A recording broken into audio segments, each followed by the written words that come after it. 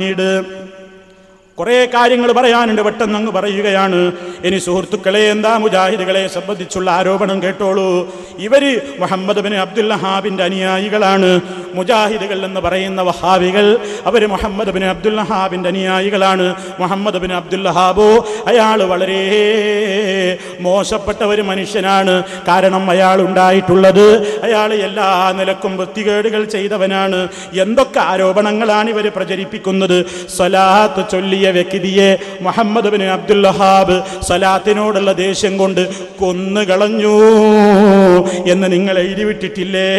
അതേപോലെ തന്നെ നബി സല്ലല്ലാഹു അലൈഹി വസല്ലമിന്റെ ഖബറിന്റെ മീതെ മൂത്രമൊഴിച്ചു എന്ന് എഴുതിവിട്ടവരല്ലേ? അങ്ങനെ എന്തെല്ലാം കളവുകളാണ് പറഞ്ഞത്. പരിശുദ്ധ കഅബാലയത്തെ തകർക്കാൻ വേണ്ടി ബ്രിട്ടീഷുകാരിൽ നിന്ന് അച്ചാരം വാങ്ങിയെന്നും ബ്രിട്ടീഷ് ചാരസുന്ദരികളുടെ കൂടെ കിടപ്പറ പങ്കിട്ടു എന്നും ഉളുപ്പില്ലാതെ ഒരു പണ്ഡിതനെ സംബന്ധിച്ച് എഴുതിവിട്ടത് നിങ്ങളുടെ സുന്നി വോയിസ് എന്ന പത്രത്തിലല്ലേ? ആധികാരികത നിങ്ങൾക്ക് നിഷേധിക്കാനാകുമോ? അങ്ങനെ എന്തെല്ലാം തെമ്മാടിത്തങ്ങൾ നിങ്ങൾ എഴുതിവിടുന്നു.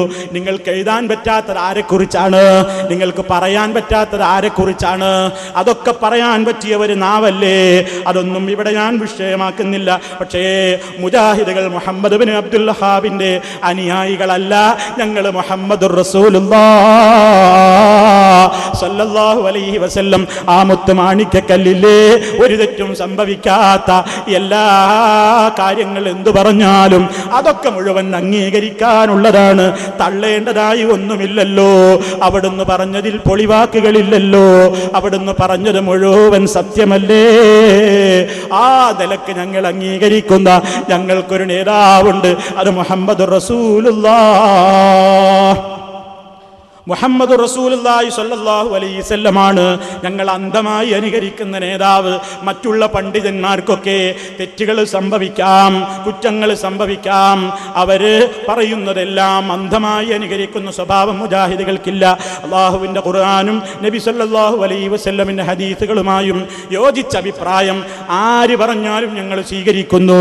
ആരെങ്കിലും അതിൽ നിന്ന് ഏതെങ്കിലും നിലക്ക് അവർക്ക് അബദ്ധം സംഭവിച്ചതുകൊണ്ട് മറ്റഭിപ്രായത്തിലേക്ക് പോയിട്ടുണ്ടെങ്കിൽ അത് ഞങ്ങൾ അംഗീകരിക്കാറുമില്ല. അതൊക്കെ വലിയ വിഷയമാണ് സുഹൃത്തുക്കളെ. പക്ഷേ മുഹമ്മദ് ബിൻ അബ്ദുൽ വഹാബിനെ സംബന്ധിച്ചിടത്തോളം എൻ്റെ നാട്ടിൽ നിന്ന് ടി മുസ്ലിയാർ പരിചയപ്പെടുത്തുമ്പോൾ അയാൾ മുഹമ്മദ് ബിൻ അബ്ദുൽ വഹാബ് കുറെ അത് ചെയ്തു, മഖ്ബറകൾ തകർത്തു, കൊള്ളക്കാരനാണ്, കവർച്ചക്കാരനാണ്, ഭീകരവാദിയാണ് എന്നൊക്കെ പലതും പറഞ്ഞ കൂട്ടത്തിൽ അയാൾ ഇങ്ങനെ പറഞ്ഞുകൊണ്ടിരിക്കുന്നതിനിടയിൽ ഇയാൾ പറയാണ്, ഹിന്ദുക്കൾ പൂജിക്കുന്ന, ഹിന്ദുക്കൾ ആരാധിക്കുന്ന മരങ്ങൾ മുറിച്ച് മാറ്റി. നോക്കണം നിങ്ങൾ, പൊള്ളു പറയുമ്പോൾ ചിന്തിക്കണ്ടേ. അങ്ങ് മുഹമ്മദ് ബിൻ അബ്ദുൽ വഹാബ് ജീവിച്ചിരിക്കുന്ന കാലത്ത് ഹിജാസിന്റെ പ്രദേശങ്ങളിൽ അവിടെയുണ്ടോ ഹിന്ദുക്കള്? അവിടെയുണ്ടോ ഹിന്ദുക്കൾ പൂജിക്കുന്ന മരങ്ങള്? എന്താ ആരെയും തെറ്റിദ്ധരിപ്പിക്കാമെന്നാണോ? എന്താ നിങ്ങൾ പറഞ്ഞത്? പറഞ്ഞിട്ടില്ലെന്നുണ്ടോ? കേട്ടോളൂ. നബിയുടെ ഖബറിങ്കൽ സഹായാർത്ഥന നടത്താൻ പാടില്ലെന്നാണ് അദ്ദേഹം ആദ്യമായി പ്രഖ്യാപിച്ചത്. നൂൽ മന്ത്രിച്ച് ഊതുന്നതും ഉറുക്കു കെട്ടുന്നതും മഹാന്മാരുടെ മഖബറുകൾക്ക് പ്രത്യേക പ്രാധാന്യം കൊടുക്കുന്നത് തെറ്റാണെന്ന് അദ്ദേഹം സമർപ്പിച്ചു. മഖബറുകൾ പൊളിച്ചു നീക്കുകയും ജനങ്ങൾ പൂജിക്കുന്ന വൃക്ഷങ്ങൾ വെട്ടിമുറിക്കുകയും ചെയ്തു. അങ്ങനെ മഖബറുകൾ പൊളിച്ചു മാറ്റി. ഹിന്ദുക്കൾ ആരാധിക്കുന്ന പൂജിക്കുന്ന മരങ്ങളും അവർ മുറിച്ചു മാറ്റി. ഹിന്ദുക്കൾ ആരാധിക്കുന്ന പൂജിക്കുന്ന മരങ്ങളും അവർ മുറിച്ചു മാറ്റി.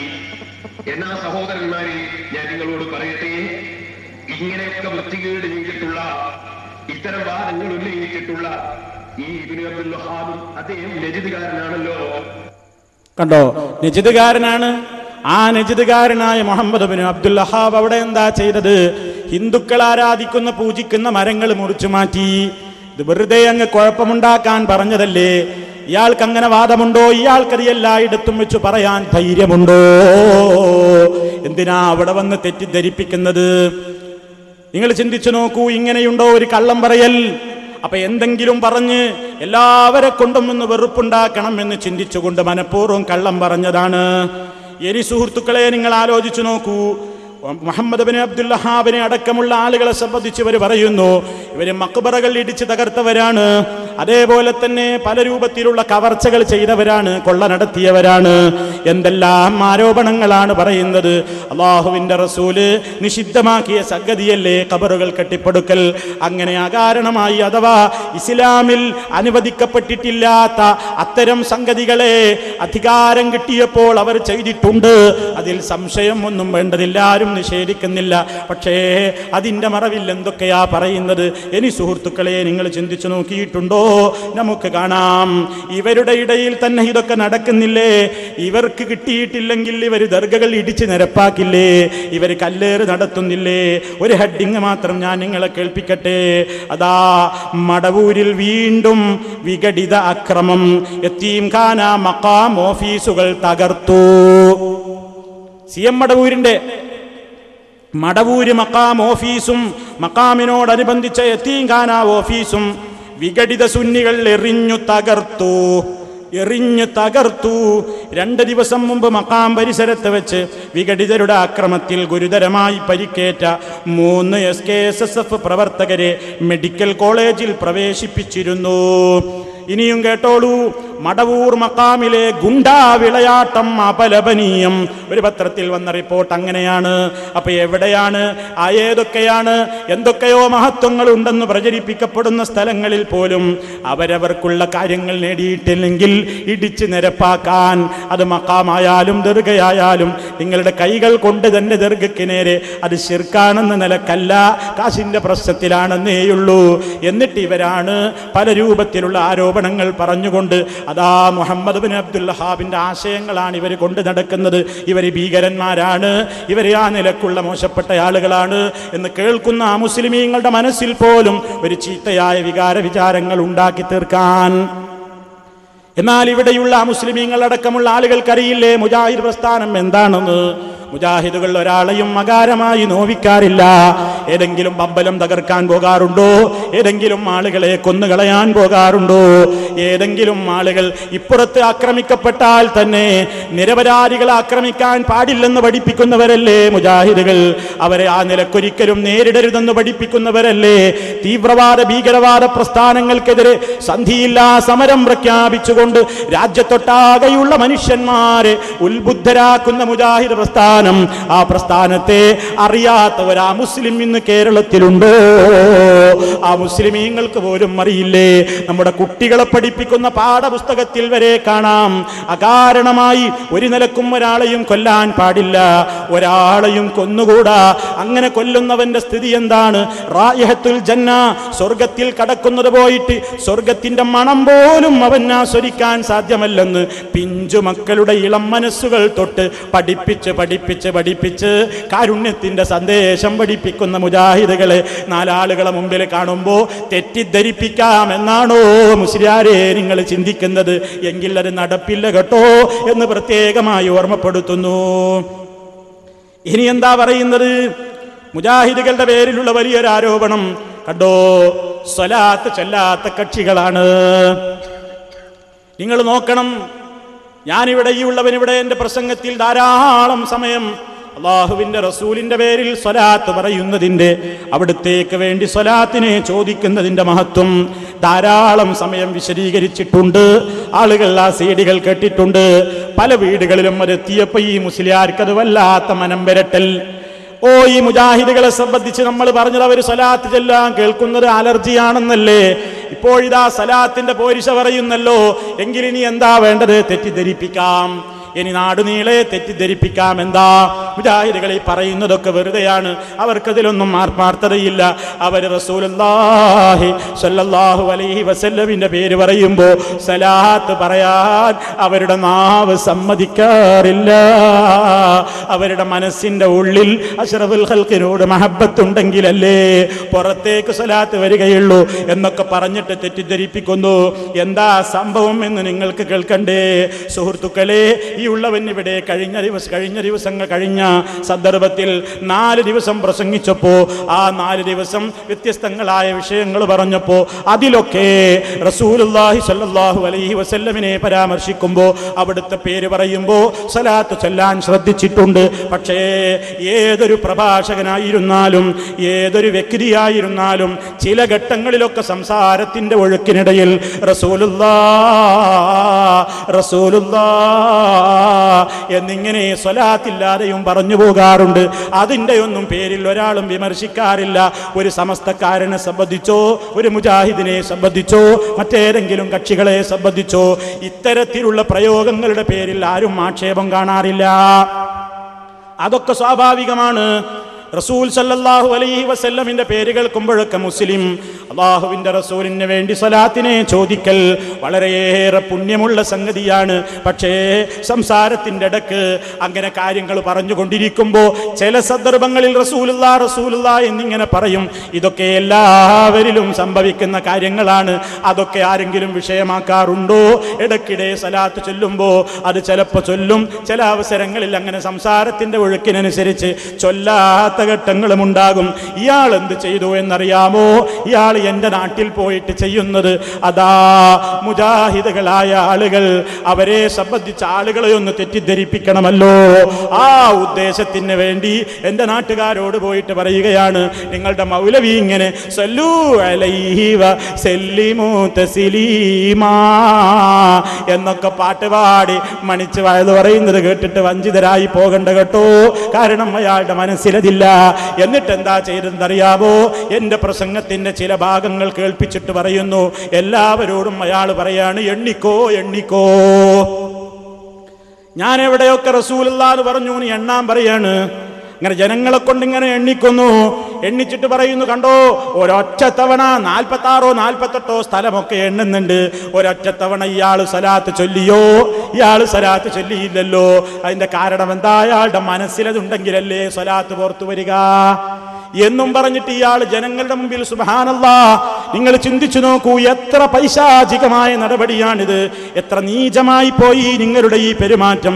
എല്ലാ കക്ഷികളുടെയും സംസാരങ്ങളിൽ ഇങ്ങനെയൊക്കെ ഇടയ്ക്ക് റസൂലുള്ളാഹി എന്ന് സ്വല്ലല്ലാഹു അലൈഹി വസല്ലം എന്ന് കൂട്ടാതെയും കൂട്ടിയിട്ടുമൊക്കെ പറയാറില്ലേ? ആർക്കാണ് തർക്കമുള്ളത്? അങ്ങനെ വല്ലതൊരിക്കലും സംഭവിച്ചു പോയിട്ടുണ്ടെങ്കിൽ പല അവസരങ്ങളിലും അങ്ങനെ 4 ദിവസത്തെ പ്രസംഗങ്ങളിൽ എണ്ണാൻ നിന്നാൽ 100 കണക്കിന് കിട്ടില്ലേ? നിങ്ങളുടേതും കിട്ടുമല്ലോ. ഞാൻ കേൾപ്പിക്കുന്നുണ്ട് ഉദാഹരണത്തിന് വേണ്ടി. അപ്പൊ സുഹൃത്തുക്കളെ, ഇതൊന്നും ആരെയും കുറ്റപ്പെടുത്താറില്ല. പക്ഷേ അത്തരം ഭാഗങ്ങൾ മാത്രം അങ്ങ് കേൾപ്പിച്ചിട്ട് തെറ്റിദ്ധരിപ്പിക്കുകയാണ്. കണ്ടോ 1046 തവണ ഒരൊറ്റ വീർപ്പിൽ നാ പറഞ്ഞത്. ഒറ്റ വീർപ്പിലേ നാ വലിയ കറാമത്ത് തന്നെയാണല്ലോ ഇപ്പത്. ഒറ്റ വീർപ്പിൽ റസൂലുള്ളാഹ് പറയാ. എത്ര തവണ? 48 തവണ. ഒറ്റ വീർപ്പിൽ കണ്ടോ ഇയാൾ 46 തവണ പറഞ്ഞിട്ട് ഒരിക്കൽ പോലും അയാൾ സ്വലാത്ത് ചൊല്ലിയോ? ജനങ്ങളെ, അതുകൊണ്ട് ഇയാളെ ഫിത്നയിൽ കൊടുങ്ങണ്ട കേട്ടോ എന്ന് എൻ്റെ നാട്ടുകാരെ പറ്റിക്കാൻ വേണ്ടി നിങ്ങൾ നടത്തിയില്ലേ? അതിൻ്റെ പുറമെ അതാ ഇയാൾക്ക് ഇങ്ങനെ സംഭവിക്കാറില്ലേ സുഹൃത്തുക്കളെ? ഇയാളുടെ എണ്ണുകയാണെങ്കിൽ എത്രയെത്ര നമുക്ക് എണ്ണാൻ കിട്ടും. അയാളുടെ പ്രസംഗങ്ങൾ അതാ റസൂലുള്ളാഹ് എന്നയാൾ പറഞ്ഞു വിട്ട സ്ഥലങ്ങൾ, മുഹമ്മദ് നബി എന്ന് പറഞ്ഞു വിട്ട സ്ഥലങ്ങൾ, വെറും നബി എന്ന് പറഞ്ഞു വിട്ട സ്ഥലങ്ങൾ, അവിടെയൊന്നും സ്വലാത്ത് ചെല്ലാതെ വിട്ടുപോയ അത്തരം സന്ദർഭങ്ങൾ മാത്രം നിങ്ങൾക്കൊന്ന് പരിചയപ്പെടുത്തുന്നു. വേണമെങ്കിൽ എണ്ണിക്കോളൂ, ഇനി എണ്ണിയില്ലെങ്കിലും വിരോധമില്ല. പക്ഷേ നിങ്ങളെ പേര് കേൾക്കുമ്പോൾ സ്വലാത്ത് ചൊല്ലാൻ മറന്നു പോകണ്ട. അത് നമുക്ക് 1-ന് 10 കൂലിയുണ്ട് കേട്ടോ. അതൊന്ന് കേൾപ്പിക്കുന്നു. ാണെന്നറിയോ? മുഹമ്മദ് നബിക്ക് ആഖിറത്തിൽ രക്ഷ കിട്ടാൻ മുഹമ്മദ് നബി അങ്ങ് രക്ഷപ്പെട്ടു പോട്ടെ എന്ന് വിചാരിക്കുന്ന പ്രാർത്ഥന ഇല്ലെങ്കിൽ നബിന്റെ കാര്യം സങ്കടം തന്നെ. അവര് ആരാധിക്കപ്പെടുന്ന വിഗ്രഹമാക്കരുത് എന്ന് മുഹമ്മദ് നബി പ്രാർത്ഥിച്ചു എന്ന് മൗലവി വാദപ്രവാസിക്ക്. അതിന് അല്ലാഹുവിന്റെ റസൂൽ ഉത്തരം കിട്ടിയിട്ടുണ്ടോ? ഇല്ലേ. മുഹമ്മദ് നബിന്റെ രക്ഷക്കാണ് നമ്മളോട് പ്രാർത്ഥിക്കാൻ പറഞ്ഞത്. റസൂലുള്ളാഹിന്റെ ആഖിറം രക്ഷപ്പെടുത്താൻ അവർക്ക് വന്ന മൗലവി പറയുന്നു, നബിയുടെ ശഫാഅത്തിന് വേണ്ടിയാണ് സലാത്ത്, നബിയുടെ പരലോക രക്ഷക്കാണ് സലാത്ത്. നബിക്ക് ആഖിറത്തിൽ വെച്ച് സമ്മതം കിട്ടും. ഒരു ശഫാഅത്തുണ്ടോ? ആഖിറത്തിൽ നബിക്ക് സമ്മതം പറഞ്ഞിട്ട് അല്ലാഹുവിന്റെ റസൂൽ പറയുന്നു, മഹ്ശർ എന്ന് അല്ലാഹുവിന്റെ റസൂൽ സമ്മതം ചോദിക്കുന്ന ഒരു രംഗം. അതാണ് അല്ലാഹുവിന്റെ റസൂല് മഹ്ശറാ ലോകത്ത് അല്ലാഹുവിന്റെ റസൂൽ ഒന്ന് സമ്മതം ചോദിക്കും. ദുനിയാവിൽ തന്നെ റസൂലുള്ള റെക്കമെൻഡ് ചെയ്യണം. റസൂലുള്ളാഹിനെ വിളിച്ചിട്ട് കുറച്ച് പറഞ്ഞു മനസ്സിലാക്കണം. അല്ലാഹുവിന്റെ റസൂലിന്റെ പേരിൽ റസൂലുള്ളാഹിനെ വിളിച്ച് കരഞ്ഞുകൊണ്ട് റസൂലുള്ളാഹിനെ വിളിച്ച് അപേക്ഷ സമർപ്പിക്കും. അല്ലാഹുവിന്റെ റസൂൽ നോട്ടീസ് ഇറക്കി പ്രസംഗിച്ചു. അല്ലാഹുവിന്റെ റസൂൽ മൈതാനിയിൽ പ്രത്യേക അല്ലാഹുവിന്റെ റസൂൽ പ്രസംഗിച്ചിട്ടുണ്ടോ? നബി ചെയ്യണമെന്നില്ല. നിങ്ങൾ ചെയ്യുമ്പോൾ നബി ചെയ്യുന്നതായിരിക്കണം. നിങ്ങൾ ചെയ്യുമ്പോ നബി ചെയ്തതേ പറ്റുള്ളൂ. നബി ചെയ്യണമെന്നില്ല. അതെ, റസൂലുള്ളാഹിന്റെ മദ്ഹാണ്. മുഹമ്മദ് നബി മുഖേന അഴിപോകും. നബി മുഖേന പ്രശ്നം പരിഹരിച്ചപ്പോ അല്ലാഹുവിന്റെ റസൂൽ മുഖേനയല്ലേ, ഖുർആന്റെ മദ്ഹല്ലേ? അത് കേൾക്കാൻ കേട്ടില്ലേ? ഇതിങ്ങനെ മുറിച്ചെടുത്താൽ എത്ര കിട്ടും? ഒരു CD-യുടെ ഏതാനും ഭാഗങ്ങളിൽ നിന്നാണിത്. ഇങ്ങനെ ആർക്കാണ് സുഹൃത്തുക്കളെ ചെയ്തുകൂടാത്തത്? ഞാൻ ആദ്യം കാണും. ഇന്ന് ആരെങ്കിലും ഇങ്ങനെ ഒരു ഖണ്ഡന പ്രസംഗ വേദിയിൽ ഇങ്ങനെ ഒരു കാര്യം ചെയ്യാറുണ്ടോ? ആരാ ചെയ്യാറുള്ളത്? എത്ര പ്രസംഗങ്ങൾ ലോകത്ത് കഴിഞ്ഞുപോയി, എത്ര ഖണ്ഡന പ്രസംഗങ്ങളും സംവാദങ്ങളും നടന്നുപോയി. ഈ രൂപത്തിൽ ഇങ്ങനെ തെറ്റിദ്ധരിപ്പിക്കാൻ വേണ്ടി മെനക്കെടുന്ന എത്ര കക്ഷികൾ അവിടെ മുമ്പ് കഴിഞ്ഞുപോയി? ആരെങ്കിലും ചെയ്തോ? സുഹൃത്തുക്കളെ, ഇത് സ്വാഭാവികമല്ലേ? ഇതെല്ലാ പ്രഭാഷകന്മാരിലും സംഭവിക്കാറില്ലേ? വിവിധ വിഷയങ്ങളിൽ നിന്ന് തെരഞ്ഞെടുക്കാൻ എന്താ കാരണം? അവിടെയൊക്കെ മുഹമ്മദ് നബി എന്ന് പറഞ്ഞിട്ടുണ്ട്, നബി എന്ന് പറഞ്ഞിട്ടുണ്ട്, റസൂലുള്ളാഹി എന്ന് പറഞ്ഞിട്ടുണ്ട്, സല്ലല്ലാഹു അലൈഹി വസല്ലം എന്ന് പറഞ്ഞിട്ടില്ല. ഇത് നമ്മളും ഇനി കാണിച്ചേക്കുന്ന മൂപ്പർക്കറിയാം. അതിന് മൂപ്പര് മുന്നോടിയായിട്ട് എന്ത് പറഞ്ഞു? മൂപ്പര് പറയാണെന്ത്?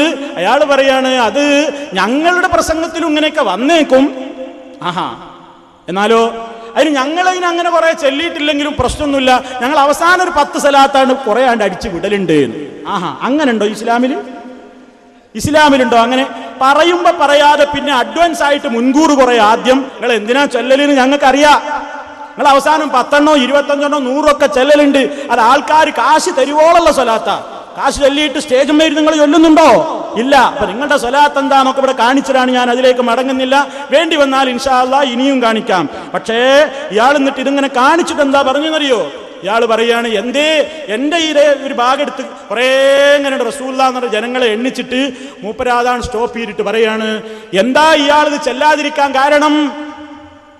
അതിന് ഉള്ളിലുണ്ടെങ്കിലല്ലേ വരികയാണ്. ഇനി ഞാൻ ചോദിക്കട്ടെ, മൂപ്പരെന്തേ അത് ചൊല്ലാതിരിക്കാൻ കാരണം? പറയട്ടെ അയാൾ തന്നെ.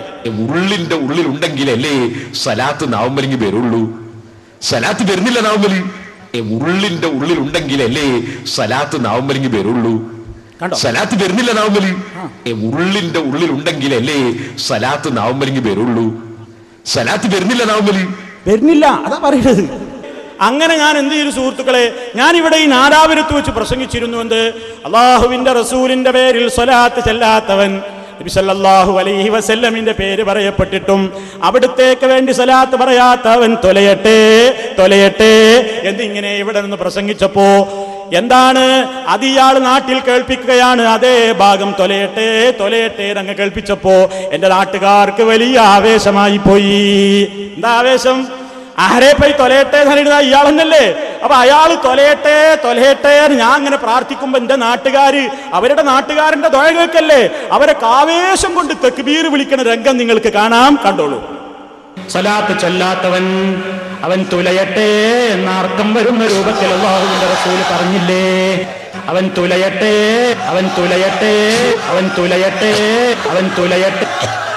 കണ്ടില്ലേ?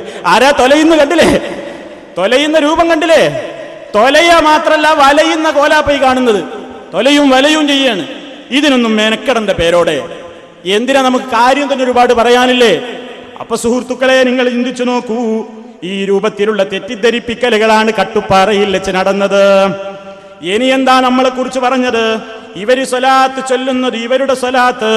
നാം സ്വലാത്തിനെ സംബന്ധിച്ച് പറഞ്ഞപ്പോൾ പറഞ്ഞിരുന്നു, നിങ്ങൾ ഇങ്ങനെ സ്വലാത്ത് ചൊല്ലുന്നത് പലപ്പോഴും ആത്മാർത്ഥതയോടുകൂടിയല്ല. കാരണം നിങ്ങൾ സ്വലാത്ത് ചൊല്ലുമ്പോ നിങ്ങൾ ഭൗതികമായ നേട്ടത്തിന് വേണ്ടി ചൊല്ലുന്നുണ്ട്. ആളുകളുടെ മുമ്പിൽ ഞാനൊരു സ്വലാത്തുകാരനാണെന്ന് കാണിക്കാൻ വേണ്ടിയും ചൊല്ലുന്നുണ്ട് എന്ന് ഞാൻ ഇവിടെ വെച്ച് വായിച്ചു. എന്തേ വായിച്ചതെന്നറിയോ? വായിച്ച ഭാഗം കേട്ടോളൂ. കാന്തപുരം എഴുതിയ ലേഖനത്തിൽ നിന്നാ ഞാൻ വായിച്ചത്.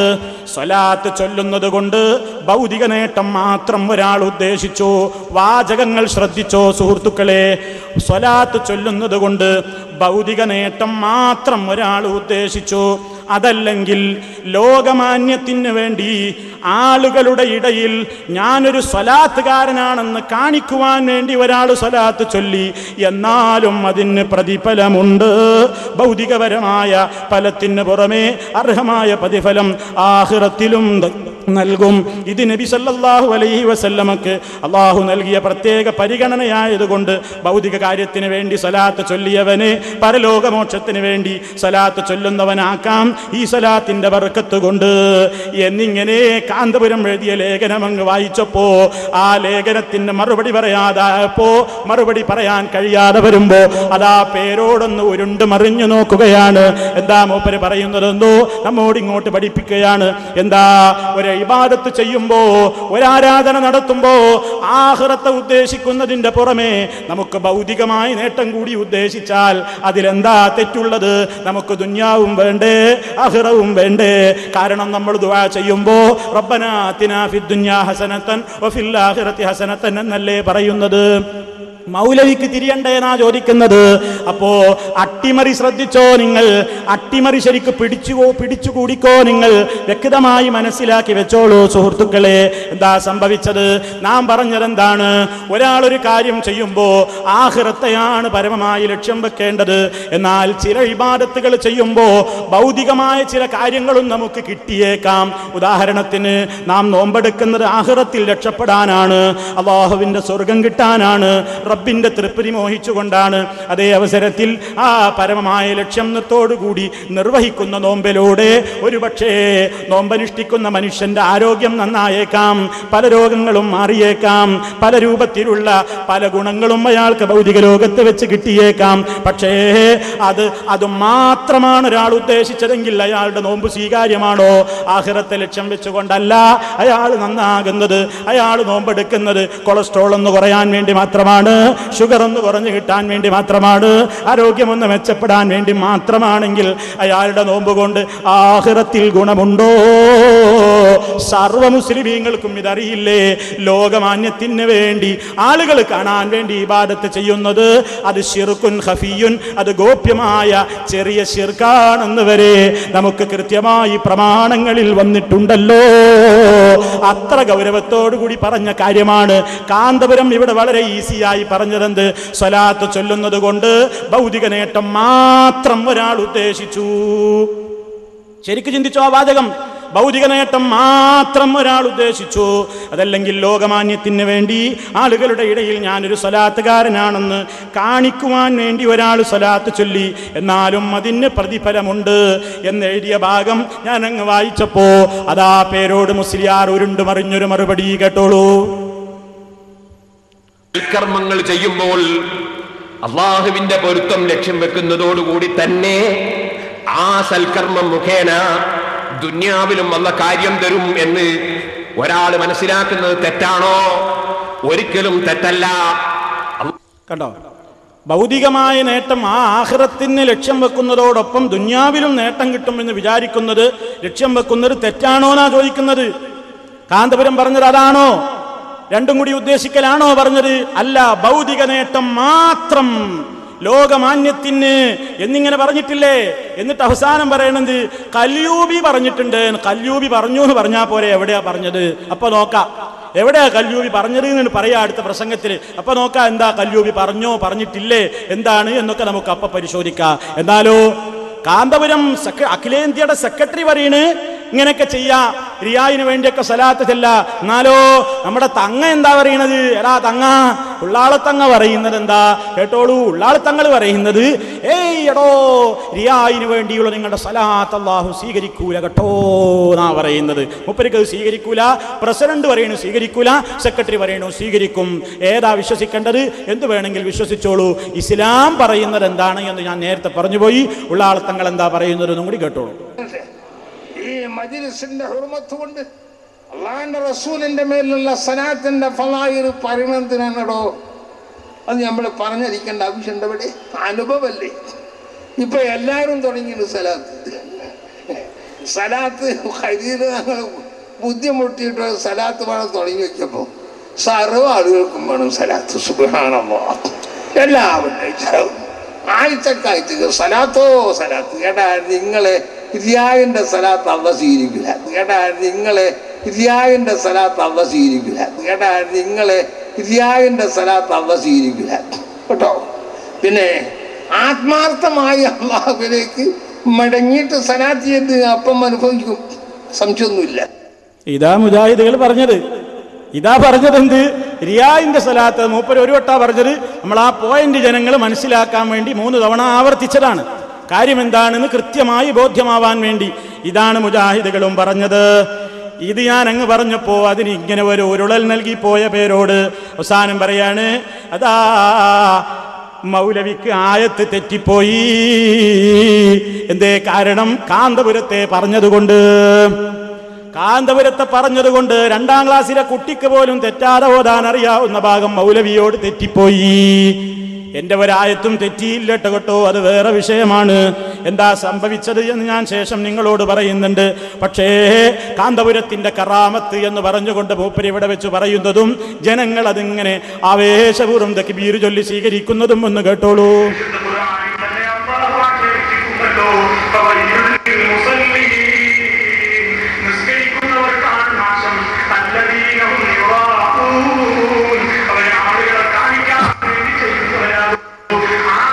ഒന്നൊരു 2ാം ക്ലാസ്സിലെ കുട്ടിക്ക് അറിയോ? നോക്കാൻ നമുക്ക്. കാന്തപുര സാഹിബിന്റെ കറാമത്താ കാണാൻ പോകും.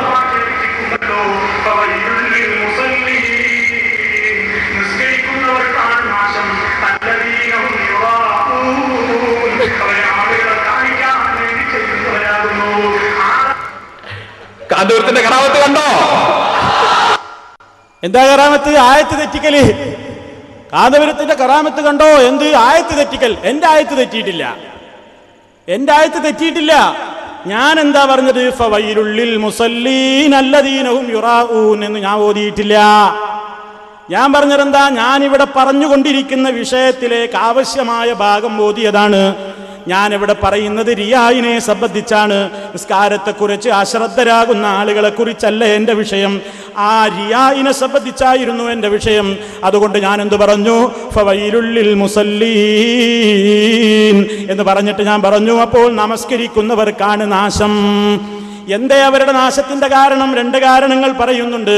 ഒന്നെന്റെ വിഷയത്തിൽ പെട്ടതല്ല, അത് അല്ലദീനഹും മിൻ സലാത്തിഹിം സാഹൂനാണ്. അതുകൊണ്ടത് പറയാതെ അടുത്തതാണ് വിഷയവുമായിട്ടുള്ള ബന്ധം. റിയായിനെ സംബന്ധിച്ച് ആളുകൾ കാണാൻ വേണ്ടി ചെയ്യുന്നതാണ്. അല്ലദീനഹും യുറാഊൻ,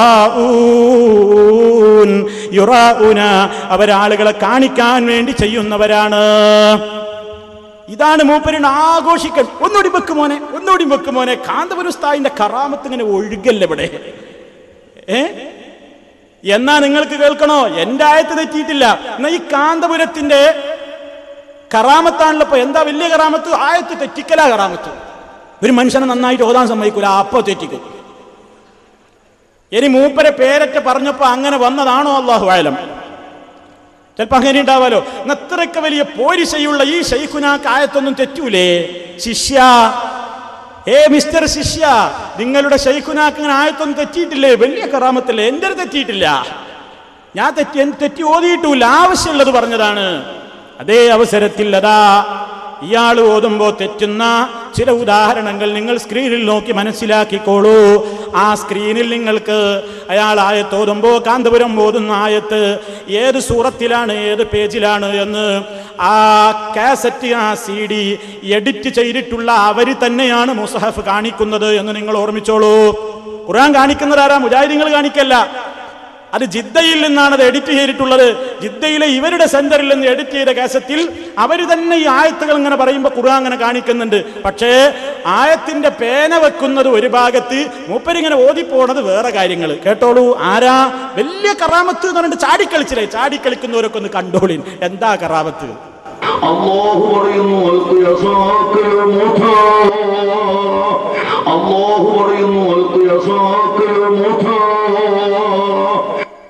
കണ്ടോ? അൽഖി അസാക യാ മൂസ. അവിടെ എന്താ ഉള്ളത് നിങ്ങൾ കണ്ടില്ലേ? ഇനിയുണ്ട്.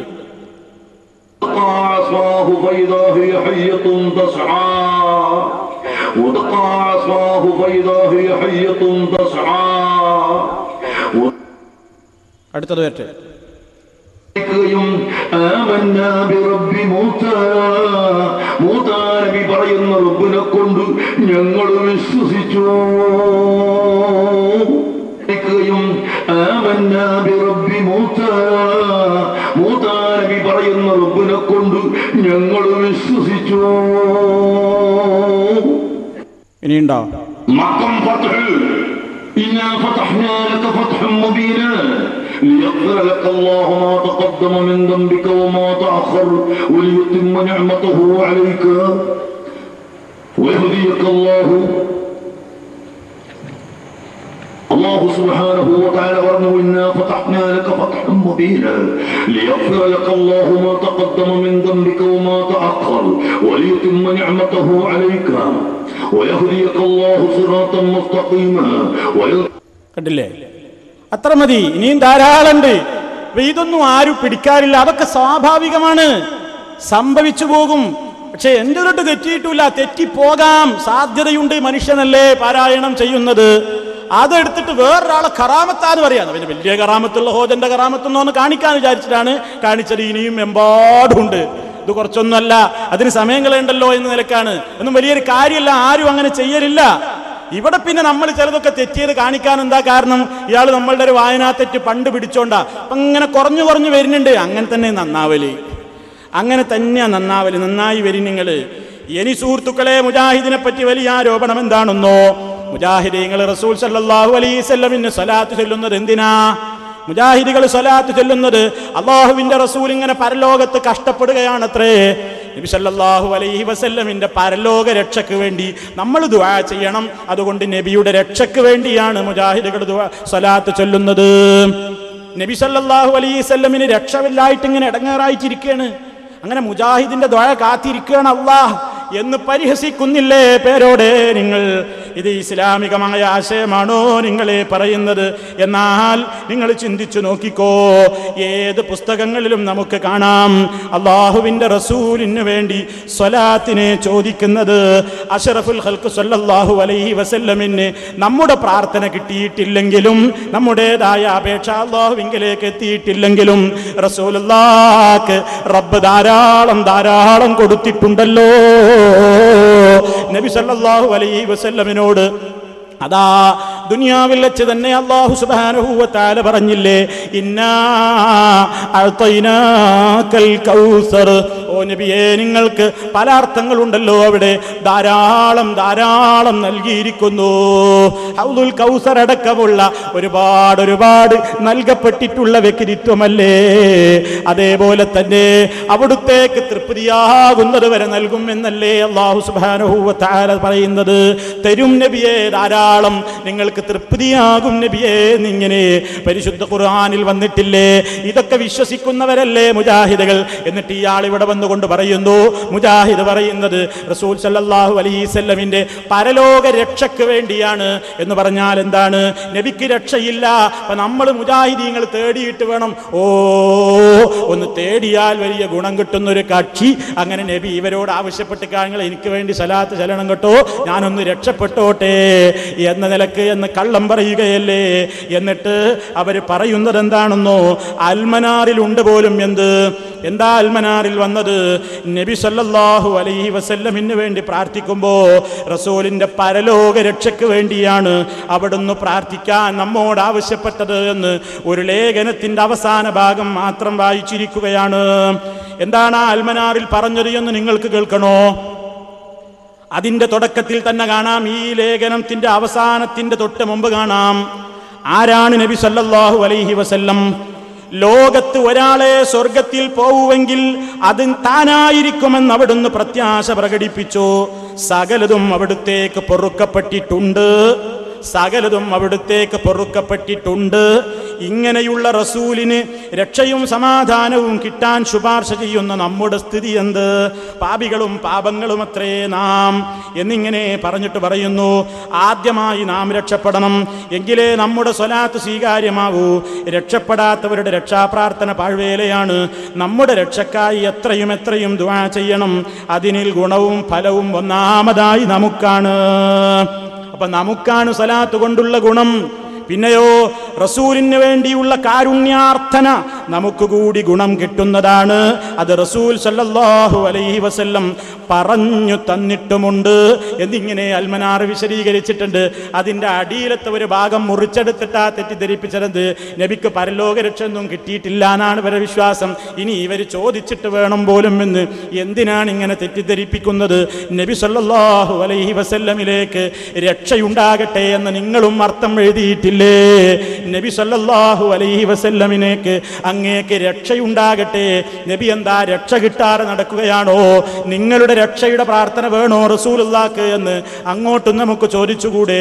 അതാ നിങ്ങളുടെ പാഠപുസ്തകമാണ് ഈ കാണുന്നത്, ദുറൂസുൽ ഇസ്ലാം, 3-ാം ക്ലാസ്സിലേക്കുള്ള നിങ്ങളുടെ പാഠപുസ്തകത്തിൽ അസ്സലാമു അലൈക അയ്യുഹൻ നബിയു വറഹ്മത്തുള്ളാഹി വബറകാതുഹു എന്നുള്ളതിന് അർത്ഥം കൊടുത്തത് കേൾക്കണ്ടേ? നബിയേ, അങ്ങേക്ക് അല്ലാഹുവിൻ്റെ രക്ഷയും അനുഗ്രഹവും കരുണയും ഉണ്ടാവട്ടെ. അല്ലാഹുവിൻ്റെ രക്ഷ എന്തേ? നിങ്ങൾ ആയിരുന്നിട്ട് വേണോ അല്ലാഹുവിന്റെ റസൂലിന് രക്ഷ കിട്ടാൻ? നിങ്ങൾ ദുആ ചെയ്തിട്ട് വേണോ അല്ലാഹുവിന്റെ റസൂലിന് അനുഗ്രഹം കിട്ടാൻ, കരുണ കിട്ടാൻ? അപ്പൊ ഈ ഒരു പദം പിടിച്ചുകൊണ്ട് നിങ്ങൾ തെറ്റിദ്ധരിപ്പിക്കണ്ട എന്നാണ് ഈ ഓർമ്മപ്പെടുത്തുന്നത്. ഇനിയും സുഹൃത്തുക്കളെ നിങ്ങൾ ചിന്തിച്ചു നോക്കൂ. അതാ പറയുന്നത് എന്താണെന്നോ, നാരിയ സലാത്ത്, നാരിയത്തിന് സലാത്തിനെ ഇതാ മുജാഹിദുകൾ എതിർക്കുന്നു. എന്നാൽ നാരിയത്ത് സലാത്തിലുള്ള ആശയത്തെക്കാൾ കടുപ്പപ്പെട്ട ആശയമുള്ള സലാത്ത് അതാ ശാഫി ഇമാം അവിടുത്തെ അർരിസാല എന്ന് പറയുന്ന ഗ്രന്ഥത്തിന്റെ ആമുഖത്തിൽ പറഞ്ഞിരിക്കുന്നു.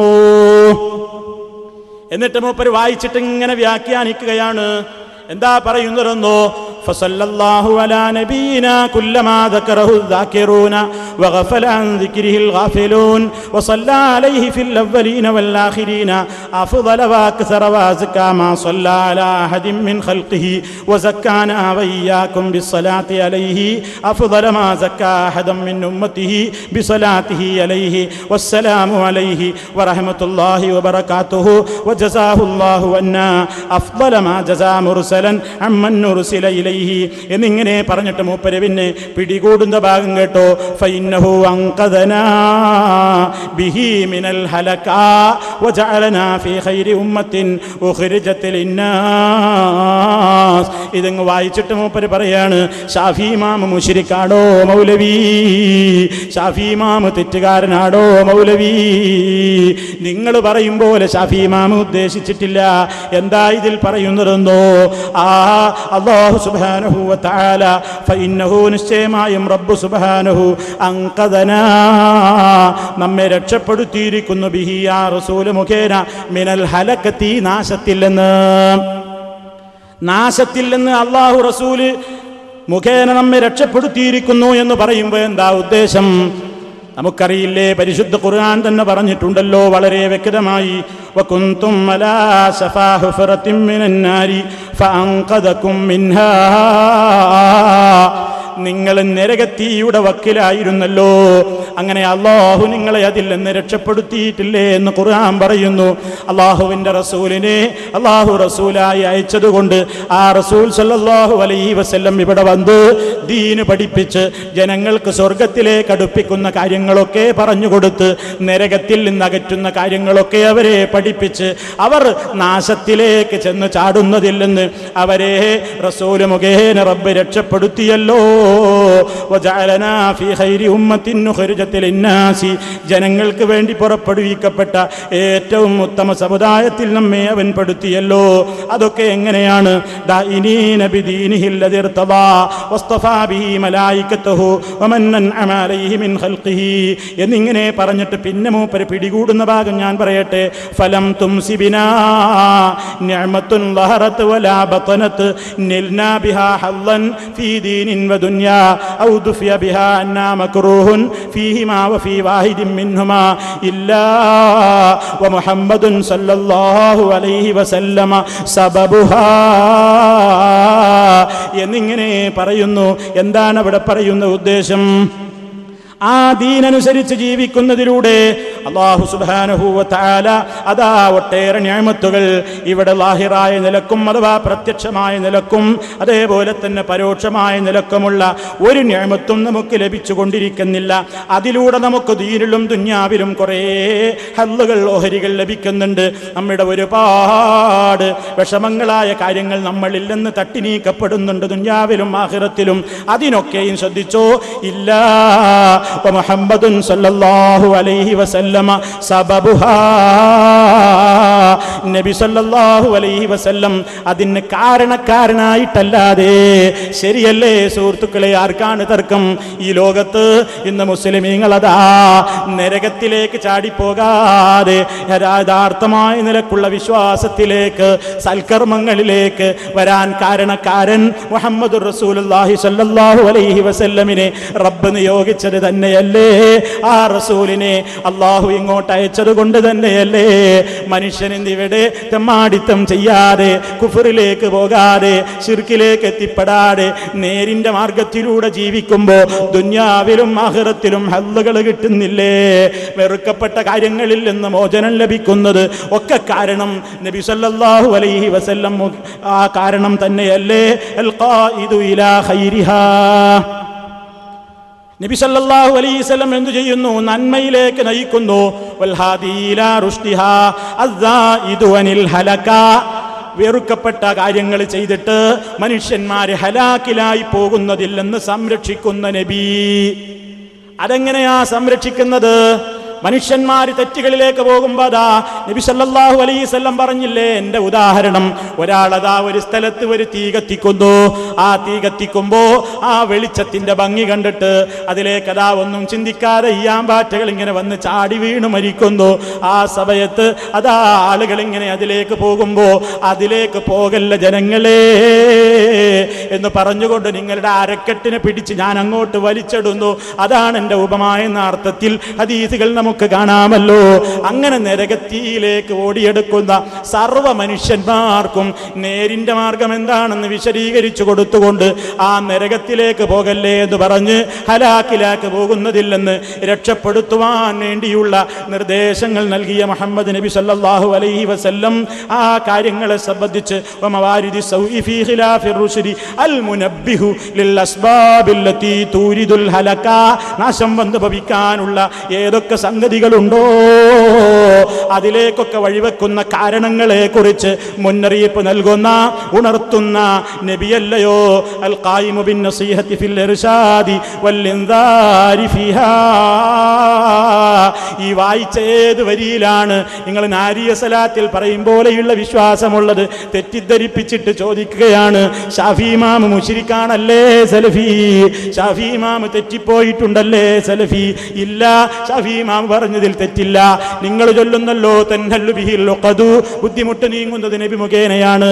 എന്താണ് നിങ്ങൾ ഉദ്ദേശിച്ചത്? കുറവ് നീങ്ങുന്നത് നബി മുഖേനയാണ്. എന്താ നിങ്ങൾ ഉദ്ദേശിച്ചത്? നാം ഇന്നൊരു അപകടത്തിൽ പെടുമ്പോ നബിയേ എന്നെ രക്ഷിക്കണേ എന്ന് റസൂലുള്ളാഹിനെ വിളിച്ചു പ്രാർത്ഥിച്ചിട്ട് ആ ബുദ്ധിമുട്ടിൽ നിന്ന് രക്ഷപ്പെടുത്തുമെന്നാണോ നിങ്ങൾ വിശ്വസിക്കുന്നത്? ആണോ? അതെന്താണ് നിങ്ങൾ അതുകൊണ്ട് ആ പദങ്ങൾ കൊണ്ട് ഉദ്ദേശിക്കുന്നതെങ്കിൽ നിങ്ങൾ കൃത്യമായി ഒന്ന് വിശദീകരിച്ചേക്കൂ. അപ്പൊ സുഹൃത്തുക്കളെ, ഈ വചനങ്ങളിൽ ഒന്നും തന്നെ അഷ്റഫുൽ ഖൽഖ് സല്ലല്ലാഹു അലൈഹി വസല്ലമിനോട് സഹായം ചോദിക്കുന്ന വാചകങ്ങളില്ല. അത് നീട്ടി വലിച്ച് ദുർവ്യാഖ്യാനിച്ചതാണ് കേട്ടോ എന്ന് പ്രത്യേകം ഓർമ്മപ്പെടുത്തുന്നു. ഇനി സുഹൃത്തുക്കളെ, നിങ്ങൾ ചിന്തിച്ചു നോക്കൂ. ഇനി പറയുന്ന മറ്റൊരു പ്രധാനപ്പെട്ട ആരോപണം എന്താണെന്നോ? പല കാര്യങ്ങൾ പറയുന്നുണ്ട്. കൂട്ടത്തിൽ ഒന്ന് പറയട്ടെ. ഞാൻ കഴിഞ്ഞ പ്രസംഗത്തിൽ പറഞ്ഞിരുന്നു, മക്കയിലേക്കും മദീനയിലേക്കും നിങ്ങൾ ചൂണ്ടുന്നല്ലോ. നിങ്ങൾക്കെന്താ മക്കയിലേക്കും മദീനയിലേക്കും ചൂണ്ടാൻ അർഹതയുള്ളത്? മക്കയിലും മദീനയിലുമൊക്കെ നിസ്കാരശേഷം കൂട്ടുപ്രാർത്ഥനയുണ്ടോ എന്ന് ഞാൻ പല കാര്യങ്ങൾ ചോദിച്ച കൂട്ടത്തിൽ ചോദിച്ചിരുന്നു. അപ്പോഴോ മറുപടിയായിട്ട് എൻ്റെ മുമ്പിൽ തൊഹഫയിൽ എന്നുള്ള ഒരു ഇബാറത്ത് വായിച്ചു. തൊഹഫയിൽ എന്നുള്ള ഇബാറത്ത് വായിച്ചിട്ട് പറഞ്ഞു, അതിങ്ങനെ അവിടെ കൂട്ടപ്രാർത്ഥനയുണ്ട് എന്ന് തെറ്റിദ്ധരിപ്പിക്കുന്ന നിലക്ക് വായിച്ചപ്പോ എൻ്റെ കഴിഞ്ഞ പ്രസംഗത്തിൽ ഞാൻ ആ വാചകം കൃത്യമായി വായിച്ചിട്ട് പറഞ്ഞു, ഇതിൽ ഫിഖ്ഹിൽ എവിടെയാണ് മുസ്ലിയാരെ മസ്ജിദുൻ നബവിയിൽ വെച്ച് കൂട്ടപ്രാർത്ഥന നടത്തിയെന്ന് രേഖ എവിടെയാണ് എന്ന് ചോദിച്ചിരുന്നു. അതിന് മൂപ്പര് മറുപടി പറഞ്ഞിട്ടില്ല. പിന്നെ എന്താ ചെയ്തതെന്നോ, ഞാൻ ആ കൂട്ടത്തിൽ വെച്ച് തന്നെ പറഞ്ഞിരുന്നു. എന്താണ് പറഞ്ഞതെന്നോ നിങ്ങൾ ശരിക്കും മനസ്സിലാക്കിക്കോ. ഈ ഫിഖ്ഹിന്റെ ഇബാറത്ത് നോക്കുമ്പോ, തുഹ്ഫയുടെ ഇബാറത്ത് നോക്കുമ്പോ, അതേപോലെ തന്നെ ഫിഖ്ഹിലെ മറ്റു ഇബാറത്തുകൾ നോക്കുമ്പോ അതിൽ നിന്ന് വേറൊരു കാര്യം കൂടി മനസ്സിലാകുന്നുണ്ട്. അതെന്താണെന്നോ, ആ ഫിഖ്ഹിന്റെ കിതാബുകളിലൊക്കെ പറയുന്നുണ്ട്, ഇമാമിന് സുന്നത്താക്കപ്പെടും ഇദാ സല്ലമാൻ യഖൂമ മിൻ മുസല്ലാഹു, സലാം വീട്ടിക്കഴിഞ്ഞാൽ ഇമാം നിസ്കാര സ്ഥലത്ത് നിന്ന് എഴുന്നേൽക്കണം. ഇദാലം യകുൻ ഖൽഫഹു നിസാഉൻ, അയാളുടെ പിന്നിൽ പെണ്ണുങ്ങളില്ലെങ്കിൽ എഴുന്നേൽക്കണം.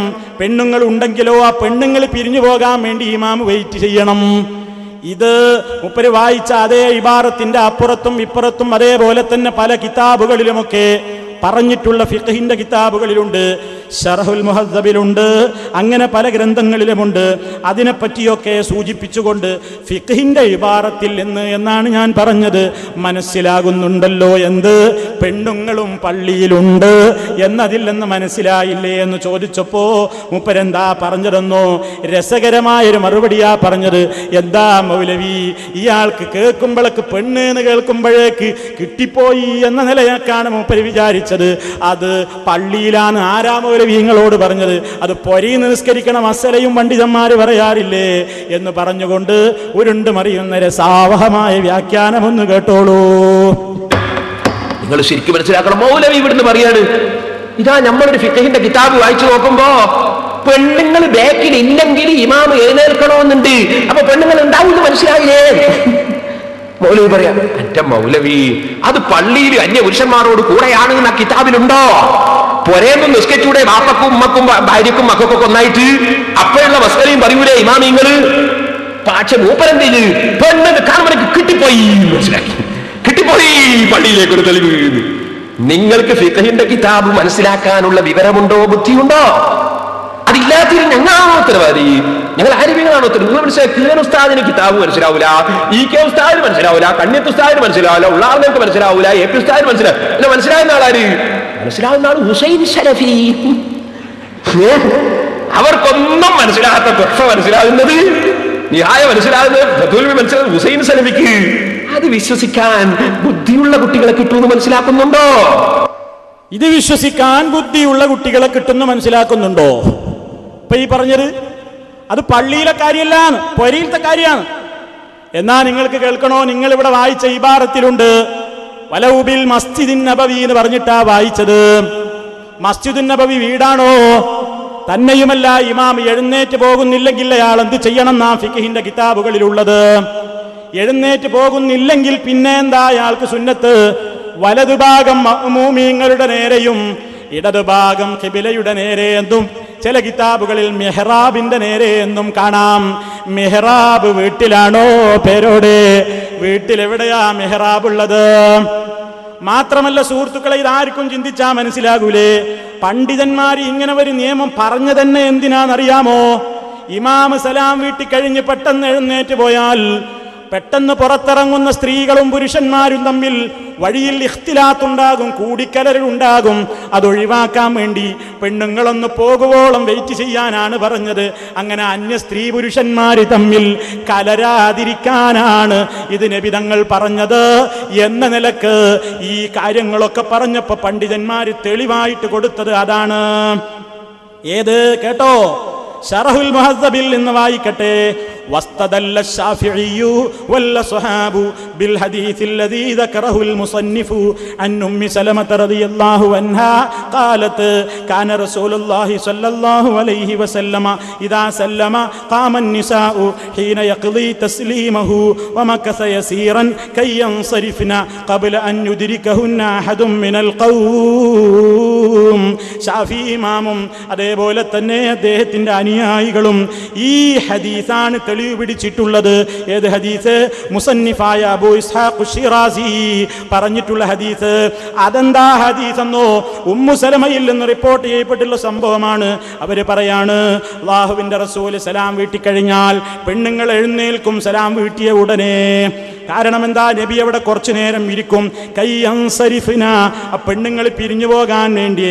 ഖബലാൻ യുദ്രികഹുന്ന അഹദും മിനൽ ഖൗം, നബിയുടെ ബാക്കിൽ നിസ്കരിച്ച ആളുകൾ ആ പെണ്ണുങ്ങളുമായി കൂടിക്കലരാതിരിക്കാനും കണ്ടുമുട്ടാതിരിക്കാനും വേണ്ടി എന്നിങ്ങനെ ആ ഹദീസിന്റെ അടിസ്ഥാനത്തിൽ ആ ഫുഖഹാക്കൾ ഈ നിയമം പറയുന്നത് തന്നെ. ഇതിൽ നിന്ന് മനസ്സിലായിക്കൂടെ ഇത് പൊരിയുന്ന വാപ്പിയും മക്കളും ഭാര്യയും ഭർത്താവും നിസ്കരിക്കണ മസലയല്ലാന്ന്? ബാപ്പയും മക്കളും അന്യരാണോ? ഭർത്താവും ഭാര്യയും കൂടി നിസ്കരിക്കുമ്പോ അന്യരാണോ? ഇയാൾക്ക് എന്തു പറ്റിപ്പോയി? ഇപ്പൊ പൊരിയുന്ന ഇങ്ങനെ നിസ്കരിക്കുമ്പോ ഇയാൾ പറഞ്ഞതുപോലെയാണെങ്കിൽ ഭർത്താവ് ഇങ്ങനെ ഇമാമ്, ഭാര്യയുണ്ട് മൗമൂമ്. അപ്പൊ നിസ്കാരം കഴിഞ്ഞാൽ ഭർത്താവ് ഇങ്ങനെ നോക്കുക, ഓള് പോയോ, എനിക്ക് ഇവിടുന്ന് നീക്കാൻ, ഓള് പോയോ? ആ കുറച്ച് കഴിയുമ്പോ ഓള് പോയിട്ട് ഓള് കയറിയതിലേക്ക് ഓള റൂമിലേക്ക്. ആ ഓള് പോയി, നീ ആ നീക്ക.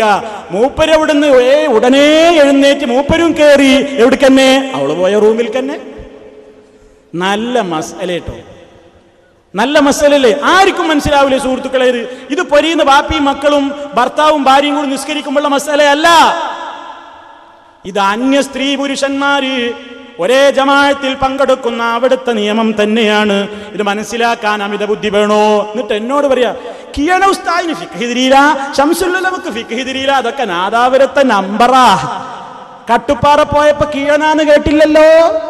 എന്തേ? അവിടെ കിയണ ശിഷ്യന്മാരില്ല, അധികല്ലേ. അപ്പൊ അവിടെ വല്ലാതെ പറയണില്ല. ഓരോ സ്ഥലത്തേക്കനുസരിച്ച് ആ പണ്ഡിതന്മാരെ പേര് പറയല്. അവിടെ ആർക്കാ സ്വീകാര്യത നോക്കുന്നത്, അവരെ സുഖിപ്പിക്കാൻ വേണ്ടി അത് പറയും. എന്നിട്ട് നിങ്ങളുടെ ആ തട്ടിപ്പൊക്കെ ഞങ്ങൾക്ക് ശരിക്കും മനസ്സിലായിട്ടുണ്ട്. അപ്പൊ സുഹൃത്തുക്കളെ, ഇതാർക്കും മനസ്സിലാകും എന്താ പറഞ്ഞതിന്റെ ഉദ്ദേശം. അന്യ സ്ത്രീ പുരുഷന്മാർ തമ്മിലുള്ളയിടത്താണ് ആ പറയുന്നത്. വീട്ടിൽ നിന്ന് നിസ്കരിക്കുമ്പോ അവിടെ തന്നെയല്ലേ ഉമ്മയും മകളും ഭർത്താവും ഭാര്യയും വാപ്പയും മക്കളും ഒക്കെയുള്ളത്. എന്നിട്ട് അവിടുത്തെ മസലയാണ്, ആർക്കും മനസ്സിലാവൂല ഇതൊക്കെ. പിന്നെ നമ്മൾ പറഞ്ഞിരുന്നു എന്ത്, ഇയാള് നമ്മളോട് ഭയങ്കര വെല്ലുവിളി കഴിഞ്ഞ പ്രസംഗത്തിൽ, മുമ്പത്തെ പ്രസംഗത്തിലെ എന്താണെന്നറിയോ, സാദുൽ മആദ് എന്നൊരു കിതാബ് ഇങ്ങനെ പൊക്കി കാണിച്ചിട്ട് ചോദിച്ചു, കൂട്ടപ്രാർത്ഥന ഇല്ലാന്നോ? ഞാൻ തെളിയിച്ചു തരാ, കൂട്ടപ്രാർത്ഥന ഇല്ലാന്നോ? ഇതാ കിതാബ് സാദുൽ മആദ്. എന്നിട്ട് പറയാണ് ഭയങ്കര വെല്ലുവിളി, ആൺകുട്ടികളുണ്ടോ നിങ്ങളുടെ കൂട്ടത്തിൽ? നിങ്ങൾക്ക് പെണ്ണ് പറ്റും, എനിക്കത് പറ്റൂല. ആൺകുട്ടികളുണ്ടോ? എന്റെ മുമ്പിൽ വരാൻ ധൈര്യണ്ടോ എന്നൊക്കെ ചോദിച്ചിട്ട് ഭയങ്കര വയനാട്ടിൽ കോണ ശൈലിയിൽ ഭയങ്കര വെല്ലുവിളി. ഭയങ്കര ആവേശത്തിലാണല്ലോ പറയാണ്. ഇയാളെന്ന് പറയുന്നുണ്ട് വയനാട്ടിക്ക് പോകുമ്പോ ഭയങ്കര ആവേശിരിക്കുന്നു, വരുമ്പോഴോ അങ്ങോട്ട് പോകുമ്പോ എവിടേക്കാ? അസ്സലാമു അലൈക്കും, വയനാട്ടിക്കാ. ഇങ്ങോട്ട് വരുമ്പോഴോ അസ്സലാമു അലൈക്കും. അങ്ങോട്ട് ഉറക്കെ പറഞ്ഞാലും അലൈക്കും സലാം. എവിടുന്നേര്? വയനാട്ടിൽ നിന്നാ. അക്കോലത്തിലാ മൂപ്പര് ഭയങ്കര ആവേശത്തിലാ വെല്ലുവിളിച്ചത്. സാദുൽ മആദ് ഇങ്ങോട്ട് പൊക്കി പിടിച്ചിട്ട് മൂപ്പരേക്ക് ആൺകുട്ടികളുണ്ടോ വരാന്നൊക്കെയാണ് പറഞ്ഞ്. നമ്മളതിന് നല്ല മറുപടിയാണ് കൊടുത്ത്, ആൺകുട്ടികളുണ്ട് എന്ന് പറഞ്ഞു. എന്തേ കാണാഞ്ഞത്? എന്തേ ആ കിതാബ് വാങ്ങിക്കാൻ കാണാഞ്ഞത്? ആ കൊടുത്ത മറുപടിയും അന്ന് അയാൾ പറഞ്ഞതും അതിന് കൊടുത്ത മറുപടിയും നിങ്ങൾ ഒന്നുകൂടി കേട്ടോളൂ. പറഞ്ഞിട്ടില്ല, അതുപോലെ ഞങ്ങൾ ഇബ്നുൽ ഖയ്യിം പറഞ്ഞിട്ടില്ല എന്നൊന്ന് നിഷേധിക്കൂ. ആൺകുട്ടികളുണ്ടോ നിങ്ങളുടെ കൂട്ടത്തിൽ? പെണ്ണിനെ കുറിച്ച് ഞാൻ ചോദ്യമില്ല. നിങ്ങൾക്ക് പെണ്ണ് പറ്റും, എനിക്കത് പറ്റില്ല. ആൺകുട്ടികളുണ്ടോ? എന്റെ മുമ്പിൽ വന്ന് കിതാബ് പരിശോധിക്കാൻ. ആൺകുട്ടികളുണ്ടോ എന്നാ ചോദിക്കുന്നത്. എന്തിന്? ഇത് പരിശോധിക്കാൻ. ആൺകുട്ടികളുണ്ട്, ആൺകുട്ടികളുണ്ട്. തിരിച്ചൊന്ന് ചോദിക്കട്ടെ, പേരോടിനോട് ചോദിക്കട്ടെ, ആൺകുട്ടികളുണ്ടോ നിങ്ങളുടെ കൂട്ടത്തിൽ?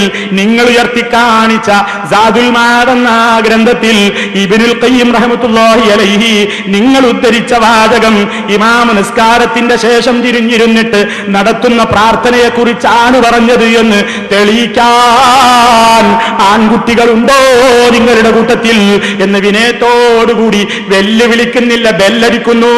ബെല്ലടിക്കുന്നു എന്നല്ലേ നിങ്ങൾ പറയുന്നത്? കണ്ടോ? ശ്രദ്ധിച്ചില്ലേ? ഭയങ്കര ആവേശത്തിലാ വെല്ലുവിളിച്ചത്. ആൺകുട്ടികളുണ്ട് എന്ന് പറഞ്ഞിട്ട് ഇപ്പൊ ഒന്നും പറയണേക്കില്ലപ്പ. ആ കിതാബിന്റെ വർത്താനം തന്നെയല്ല. എവിടേക്ക് പോയി ആ സാദുൽ മആദ്? എവിടെ പോയി നിങ്ങളുടെ ശൗര്യം? പണ്ടേ പോലെ ഫലിക്കുന്നില്ലേ?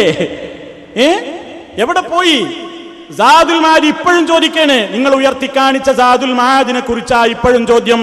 നിങ്ങൾ ഉയർത്തി കാണിച്ച സാദുൽ മആദിൽ നിങ്ങൾ വായിച്ച ഇബാറത്ത് നിസ്കാരത്തിന്റെ ശേഷം ഇമാമ് തിരിഞ്ഞിരുന്ന് മഅ്മൂമുകളുമായി കൂട്ടപ്രാർത്ഥന നടത്തുന്നതിനെ സംബന്ധിച്ചാണെന്ന് ആ കിതാബിൽ നിന്ന് തെളിയിക്കാൻ നിങ്ങൾക്ക് സാധ്യമാണോ?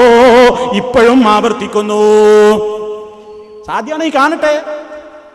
വെറുതെ കള്ളക്കരച്ചിൽ നടത്തിയ കട്ടുപ്പാറ പോയിട്ട് സാധ്യമാണോ ചോദിച്ചാൽ ആൺകുട്ടികളുണ്ടോ എന്ന് ചോദിച്ചിട്ട് ഇവിടുന്ന് ആൺകുട്ടികൾ ഉണ്ട് എന്ന് പറഞ്ഞിട്ട് ഇവിടുത്തെ ആൺകുട്ടികളെ പറ്റൂല കട്ടുപ്പാറക്ക് വരാന്ന്. നമ്മൾ ഷാർജയിലല്ലേ? ഇതാണോ ചെയ്യേണ്ടത്? ഇനി സുഹൃത്തുക്കളെ മൂപ്പരോട് അപ്പൊ കണ്ടോ സംഗതി മനസ്സിലായില്ലേ? ഭയങ്കര ആവേശത്തിലാ വെല്ലുവിളി. അപ്പൊ കേൾക്കുന്നവർക്കൊന്നുമില്ല, ആ ശരിയെന്നെ ടൈല ഉണ്ടാവും. അപ്പറഞ്ഞ വിഷയത്തിലാണോ അത് പറഞ്ഞതെന്ന് ചോദിച്ചിരുന്നു. ആവർത്തിച്ച് ഉണ്ടെങ്കിലൊന്ന് പറയുന്നെടുത്ത പ്രസംഗത്തില് ആ പറഞ്ഞ വിഷയത്തിൽ തന്നെയാണെന്ന് ഞാൻ തെളിയിക്കാൻ തയ്യാറാണ് എന്ന് നിങ്ങൾ പറയും. കാണാം മറുപടി ഇൻഷാ അല്ലാഹ്. ഇനി നിങ്ങൾ നോക്കിക്കോ. പിന്നെന്താ പറഞ്ഞെന്നറിയോ? നമ്മളൊന്ന് പറഞ്ഞു, ഇത്രയൊക്കെ വലിയ പുണ്യം നിങ്ങൾ പറയണേ, ഈ കൂട്ടപ്രാർത്ഥന ഉണ്ടല്ലോ, നിങ്ങളെ കാന്തപുരം ഈ അറബികളെ കണ്ടപ്പോ നടത്തിയില്ലല്ലോ, മൂപ്പര് പെട്ടെന്ന് എഴുന്നേറ്റ് പോയല്ലോ. അങ്ങനെ ഹസൻ സഖാഫി അല്ല വേറൊരു ഹുദവി അതിനെ സംബന്ധിച്ച് പറയുന്ന ആ ഭാഗവും ഞാൻ കേൾപ്പിച്ചിരുന്നു. അപ്പൊ മൂപ്പര് പറയുന്നത്, മൂപ്പരയും ഒരു തെറ്റ് പിടിച്ചാൽ എന്താ അറിയോ? അസറസ്കാര ശേഷം എന്നായി പറഞ്ഞു പോയത്. അസറസ്കാരത്തിന്റെ ശേഷം സുന്നത്ത് നിസ്കരിക്കാൻ നീറ്റുന്നു. അത് ഞങ്ങളെ തകരാറാ? പറഞ്ഞോരെ തകരാറല്ലേ? നിങ്ങൾ ഏത് നിസ്കാരത്തിന്റെ ശേഷം നിങ്ങൾ എപ്പോഴൊക്കെ നിസ്കരിക്കണം ആർക്കറിയാം? ഏതൊക്കെ അവസരത്തിലാണ് ആർക്കറിയാം? നിങ്ങളെപ്പറ്റി നിങ്ങളുടെ കക്ഷികളല്ലേ പറഞ്ഞത്, കുറ്റ്യാടിയിൽ വെച്ചല്ലേ പ്രസംഗിച്ചത്. അപ്പൊ മൂപ്പര് എന്നിട്ട് പറയണേ, അങ്ങനെ തിരക്കുള്ള സമയത്തൊക്കെ ഞാൻ നീറ്റ് പോലൊക്കെ ഉണ്ട്. തിരക്കുള്ള സമയത്ത് നീറ്റ് പോയിക്കോ, ആരാ പോകണ്ടെന്ന് പറഞ്ഞ്. എന്നിട്ട് ഒക്കെ നബി സല്ലല്ലാഹു അലൈഹി വസല്ലമിനെ പറയാണ്. അള്ളാഹുവിന്റെ റസൂൽ ചെയ്തിട്ടില്ലേ? ചെയ്താലേ അള്ളാഹുവിന്റെ റസൂൽ ഒരിക്കലതാ സ്കാരം കഴിഞ്ഞ് പെട്ടെന്ന് എഴുന്നേറ്റ് പോകുന്നു. ചോദിച്ചു, എന്താ നബി അങ്ങനെ പോകാൻ കാരണം എന്ന് ചോദിച്ചപ്പോ സല്ലല്ലാഹു അലൈഹി വസല്ലം പറഞ്ഞല്ലോ. എന്താ പറഞ്ഞത്? വെള്ളി നാണയം അതല്ലെങ്കിൽ നാണയം ദിർഹം അവിടെ ബാക്കി വെച്ചിട്ടുണ്ട്, അത് വിതരണം ചെയ്ത് തീർക്കാൻ വേണ്ടി പോവുകയാണ്. നബി സല്ലല്ലാഹു അലൈഹി വസല്ലം എഴുന്നേറ്റ് പോയൊരു ദിർഹം വിതരണം ചെയ്ത് തീർക്കാനാണെങ്കിൽ, ദിർഹം കൊടുത്തു തീർക്കാനാണെങ്കിൽ, കാന്തപുരം എഴുന്നേറ്റത് ദിർഹം പോക്കറ്റിലേക്ക് വരാനല്ലേ? അതാ ചോദ്യം, അതാ വ്യത്യാസം. ഇപ്പുറത്ത് വട്ടുവെച്ച അറബിണ്ട്, മൂപ്പരെടുത്ത് ദിർഹം ഇങ്ങോട്ട് ഇട്ടാനാ. അള്ളാഹുവിന്റെ റസൂൽ നീറ്റ് പോയൊരു ദിർഹം ചെലവഴിക്കാനാ. നിങ്ങളോ അത് ഇങ്ങോട്ട് വാങ്ങാൻ. നല്ല ഉപമയായിട്ടുണ്ട് കേട്ടോ. അതുല്യനായ ഇത്രയും വലിയൊരു മഹാനായ പണ്ഡിതൻ വേറുണ്ടോന്നല്ലേ ചോദിച്ചു. ഞാൻ ശരീഅത്ത് കോളേജിലെ പ്രിൻസിപ്പാളാണ്, എന്നെ സംബന്ധിച്ച് ആർക്കും അതെങ്ങനെ, ഞാൻ എല്ലാവരേക്കാളും എനിക്ക് ഇൽമുണ്ട് എന്ന് പറഞ്ഞ പേരോടിനോട് വളരെ വിനീതമായി ചോദിക്കട്ടെ, മുസ്ലിയാരെ, നിങ്ങൾ ഇവിടെ വെച്ച് പറഞ്ഞല്ലോ ബുഖാരിയിൽ ഒരു ഹദീസ് ഉണ്ട് എന്ന് നിങ്ങൾ പറഞ്ഞിട്ടുണ്ട്. ഏതാണ് ആ ഹദീസ്? കേട്ടോളൂ. ഖൂമൂ ലിസയ്യിദിക്കും, ഖൂമൂ ലിസയ്യിദിക്കും എന്ന് ബുഖാരിയിൽ ഉണ്ട് എന്ന് നിങ്ങൾ ഇവിടെ വെച്ചും പറഞ്ഞിട്ടുണ്ട്, കട്ടുപ്പാറയിൽ വെച്ചും പറഞ്ഞിട്ടുണ്ട്. ആ രംഗം നിങ്ങളെ ഒന്ന് കേൾപ്പിക്കട്ടെ. അല്ലാഹുവിന്റെ ഹബീബായ മുഹമ്മദുർ റസൂലുള്ളാഹി സല്ലല്ലാഹു അലൈഹി വസല്ലം ഖൂമൂ ലിസയ്യിദിക്കും, നിങ്ങളെ നേതാവതാ വരുന്നു, എഴുന്നേറ്റ് നിൽക്കൂ എന്ന് പറഞ്ഞത് സഹീഹുൽ ബുഖാരി പോലുള്ള ഹദീസിന്റെ ഗ്രന്ഥങ്ങളിലുണ്ട്. അവിടെ സഹീഹുൽ ബുഖാരി പോലുള്ള ഹദീസിന്റെ ഗ്രന്ഥങ്ങൾ എന്നാ പറഞ്ഞു കേട്ടോ. അപ്പൊ ബുഖാരിയും പെട്ടു, മറ്റുള്ളതും പെട്ടു. ഇനി ഇവിടുന്ന് പറഞ്ഞതോ? ബുഖാരിയിൽ ഹദീസ് ഉണ്ടേ മുജാഹിദേ, ഖൂമൂ ലിസയ്യിദിക്കും, റസൂൽ പറയുന്നു നിങ്ങളെ നേതാവിന് വേണ്ടി നിങ്ങൾ എഴുന്നേറ്റ് നിൽക്കുവീൻ എന്ന് സഹാബത്തിൽപ്പെട്ട ആളുകളെ പറ്റി തന്നെ എഴുന്നേറ്റ് നിൽക്കാൻ പറഞ്ഞത് ബുഖാരിയിലുണ്ടേ. ബുഖാരിയിലില്ല, ബുഖാരിയിലുണ്ടേനോ? നിങ്ങളാണ് തട്ടി വിട്ടാ മതിയോ? ഞാൻ ശരീഅത്ത് കോളേജിലെ പ്രിൻസിപ്പാളാ, ബുഖാരി കോതി കൊടുക്കുന്ന ആളാണ്, ഇങ്ങനെ പറഞ്ഞാ പോരാ. ബുഖാരിയിൽ നിങ്ങൾ പറഞ്ഞ ഖൂമൂ ലിസയ്യിദിക്കും എന്നുണ്ടെങ്കിൽ കാണിക്കണം. കട്ടുപ്പാറ പോയിട്ട് നുണ പറയാ, ഇവിടെ വന്നിട്ട് നുണ പറയേ, കാണിക്കും നിങ്ങൾ. ബുഖാരിയിൽ ഖൂമൂ ലിസയ്യിദിക്കും എന്ന ഒരു ഹദീസ് ഉണ്ടെങ്കിൽ കാണിക്കുക. വിനയത്തോടുകൂടി ചോദിക്കുകയാണ്, കാണിക്കണം നിങ്ങൾ. ബുഖാരിയിൽ ഉണ്ട് എന്നാണ് പറഞ്ഞാൽ പോരാ. ബുഖാരിയിൽ ഖൂമൂ ലിസയ്യിദിക്കും എന്ന ഹദീസ് നിങ്ങൾ കാണിക്കണം. അത്രേ അതിനെ സംബന്ധിച്ച് പറയുന്നുള്ളൂ കേട്ടോ. ഇപ്പം അത്രേ പറയുന്നുള്ളൂ. നിങ്ങൾക്ക് ഈ ശീലം പണ്ടേ ഉള്ളതാ. നിങ്ങൾ ഖുർആനിൽ ഇല്ലാത്തത് ഖുർആനിൽ ഉണ്ട് എന്ന് പറയലുണ്ട്. ഞങ്ങൾക്ക് കുറെ കാലമായി കേൾക്കാനും കാണാനൊക്കെ തുടങ്ങിയിട്ട്. പരിശുദ്ധ ഖുർആനിൽ ഇല്ലാത്തതിനെ പറ്റി നിങ്ങൾ വീക്കൂന്ന് കൊടുക്കല്ലേ? എത്ര സദസ്സുകൾ എന്ന് പറഞ്ഞിട്ടുണ്ട്. ഒരു കള്ള ഹദീസ് കൊടുത്തിട്ട് ബ്രാക്കറ്റിൽ എന്താ കൊടുത്തതെന്നറിയോ? വീക്കൂന്ന്. എന്താ വീക്കൂന്ന് പറഞ്ഞാ? വിശുദ്ധ ഖുർആൻ സാധാരണ ഉദ്ദേശിക്കപ്പെടാറുള്ളത്. സുന്നി വോയിസിൽ കൊടുത്തില്ലേ? വിശുദ്ധ ഖുർആനില്ലാത്ത ആയത്ത് നിങ്ങൾ കൊടുത്തില്ലേ? അപ്പൊ എന്താ അതിനെ സംബന്ധിച്ച് പാലക്കുറ്റി മുഖാമുഖത്തിൽ വെച്ച് കട്ടുപ്പാറയിലെ സ്റ്റേജിൽ വെച്ച് ഹുസൈൻ സലഫിയെ നാട്ടുകാർക്കിടയിൽ തെറ്റിദ്ധരിപ്പിക്കാൻ വേണ്ടി കരച്ചിലെന്ന നാടകം അഭിനയിക്കാൻ കൂടെ കൂടിയ അലവിയില്ലേ? ആ അലവിയോട് പാലക്കുറ്റിയിൽ വെച്ചൊരു ചോദ്യം ചോദിച്ചു. ഇങ്ങനെ നിങ്ങൾ എഴുതിയിട്ടില്ലേ എന്ന് ചോദിച്ചപ്പോ അതാ മൂപ്പരെന്താ മറുപടി കൊടുത്തതെന്നറിയാമോ? അത് മൗലൈമാർക്ക് തിരിയാഞ്ഞിട്ടാണ്. വീഖു എന്ന് പറഞ്ഞാൽ വിശുദ്ധ ഖുർആൻ എന്നല്ല, വിശുദ്ധ ഖുദ്സി ഹദീസ് എന്നാണ്. വിശുദ്ധ ഖുദ്സി ഹദീസ്. അങ്ങനെ ഒരു വിശുദ്ധ ഖുദ്സി ഉണ്ടോ? ഇല്ല, അങ്ങനെ ഒരു ഹദീസ് ഇല്ല. എന്നാൽ നിങ്ങൾ അതിപ്പോഴും ആ നിലയ്ക്ക് ഇപ്പൊ അതിനെ സംബന്ധിച്ച് എന്താ അഭിപ്രായം? ഇങ്ങനെ ഖുർആനിലില്ലാത്ത സംഗതിയല്ലേ പറയുന്നത്? വിവരം കെട്ട ഖുറാഫി എന്നതല്ലേ വളരെ ഫിറ്റ്. വീഖു എന്നുള്ളതിന് യാതൊരു സംശയവും വേണ്ട. ബുഖാരിയുടെ പേരിൽ പിന്നെയും കളവ് പറഞ്ഞിട്ടില്ലേ? ഇക്കാണുന്ന പുസ്തകം കണ്ടോ? സുന്നത്ത് ജമാഅത്ത് ഹദീസിൽ അംസക്കോയ ബാഖവി മുന്നിയൂരേറിയ പുസ്തകമാണ്. ഇതിൽ കാണാം ഉമർ കേട്ടോളൂ, ഉമർ റളിയല്ലാഹു അൻഹുവിന്റെ കാലത്ത് ഒരു ഇമാമിന്റെ കീഴിലായി റമദാൻ 30 ദിവസവും തറാവീഹ് 20 റക്അത്ത് നിസ്കരിച്ചതും. എവിടുന്നായി ഹദീസ്? ബുഖാരി 1-ാം വാള്യം 269 കിതാബുസ് സൗം. ചോദിക്കട്ടെ വിനയത്തോടുകൂടി, ബുഖാരിയിൽ നിങ്ങൾക്ക് ഇത് കാണിച്ചു തരാൻ സാധ്യമാണോ? ഇപ്പറഞ്ഞ അർത്ഥത്തിലുള്ള ഒരു ഹദീസ് ബുഖാരിയിൽ നിന്ന് കിതാബുസ് സൗമിൽ നിന്ന് നിങ്ങൾക്ക് കാണിച്ചു തരാൻ സാധ്യമാണോ? വിനയത്തോടുകൂടി അതും ചോദിക്കുകയാണ്. ഇനി തീർന്നില്ല, നിങ്ങളുടെ മാളിയേക്കൽ സഖാഫിയില്ലേ, അയാൾ ഒരു പുസ്തകം, ഒരേ പുസ്തകം തന്നെ എത്രയോ പതിപ്പിറക്കിയില്ലേ? ആ പുസ്തകങ്ങളിലൊക്കെ അല്ലാഹുവിന്റെ പേരിൽ കള്ളം പറഞ്ഞില്ലേ? വലൗ അന്നഹും ഇല്ലലമു അൻഫുസഹും ജാഊക ഫസ്തഗ്ഫിറുല്ലാഹ വസ്തഗ്ഫറ ലഹുമുർ റസൂലു ലവജദുല്ലാഹ തവ്വാബർ റഹീമാ. അതിന് അർത്ഥം കൊടുത്തത് എന്താണ്? നിശ്ചയം സ്വശരീരങ്ങളോട് അക്രമം കാണിച്ചവർ തങ്ങളെ സമീപിച്ച് അല്ലാഹുവോടും റസൂലിനോടും പാപമോചനം തേടിയാൽ, അല്ലാഹുവോടും റസൂലിനോടും പാപമോചനം തേടിയാൽ തൗബ സ്വീകരിക്കുന്നവനായും കരുണ ചെയ്യുന്നവനായും അല്ലാഹുവിനെ അവർ എത്തിക്കുമെന്ന് ഓരോ പതിപ്പുകളും ഇറക്കിയപ്പോൾ എഴുതിയില്ലേ? ആ അർത്ഥത്തിലുള്ളവരായത്ത് വിശുദ്ധ ഖുർആനിൽ നിങ്ങൾക്ക് കാണിച്ചു തരാൻ സാധ്യമാണോ? എത്ര കളവുകളാണ് ഇങ്ങനെ പറഞ്ഞു വിടുന്നത്. എന്നിട്ടും പറയുന്നു മുജാഹിദുകൾ ഇങ്ങനെ കളവ് പ്രചരിപ്പിക്കുന്നവരാണെന്ന്. ആളുകൾക്ക് കാര്യം ബോധ്യമാകുമല്ലോ. പിന്നെ ഞാൻ സൂചിപ്പിച്ചിരുന്നല്ലോ, മക്കയിലേക്കും മദീനയിലേക്കും നിങ്ങൾ ചൂണ്ടാൻ നിങ്ങൾക്ക് എന്താ അർഹത എന്ന്. മക്കയും മദീനയുമൊക്കെ നിങ്ങൾക്ക് തെളിവ് പറയാൻ എന്താ യോഗ്യത എന്ന്. കാരണം മക്കയിൽ നിന്ന് ജീവിച്ചിരിക്കുന്ന ഇമാമിങ്ങളൊക്കെ അവര് സ്കാരത്തിന് മക്കയിലും മദീനയിലുമാകുന്ന ഹറമൈനുകളിൽ അവിടെ ഇമാമത്ത് നിൽക്കുന്ന പണ്ഡിതന്മാർ നിങ്ങൾ നേരത്തെ വളരെ ദുഷിച്ച മനുഷ്യനാണെന്നും ശൈത്താനാണെന്നും വളരെ രൂപത്തിലുള്ള ദ്രോഹങ്ങൾ ചെയ്ത മനുഷ്യനാണെന്നും ഒക്കെ പരിചയപ്പെടുത്തിയ മുഹമ്മദ് ബിൻ അബ്ദുൽ വഹാബിന്റെ ആശയത്തോട് താല്പര്യമുള്ള വഹാബികളാണെന്നല്ലേ നിങ്ങൾ പറയാറുള്ളത്? ആ ഇമാമിങ്ങളെ തുടരാൻ നിങ്ങൾക്കതിന് സാധിക്കുമോ? അതേപോലെ മക്കയിലും മദീനയിലുമൊന്നും കൊടികുത്ത് നേർച്ചയില്ലല്ലോ, ആണ്ട് നേർച്ചയില്ലല്ലോ, ഖബറുകൾ വിളക്ക് കൊളുത്തലില്ലല്ലോ, കൂട്ടുപ്രാർത്ഥന ഇല്ലല്ലോ. അതേപോലെ കുറേ സംഗതികൾ അങ്ങ് പറഞ്ഞിരുന്നു.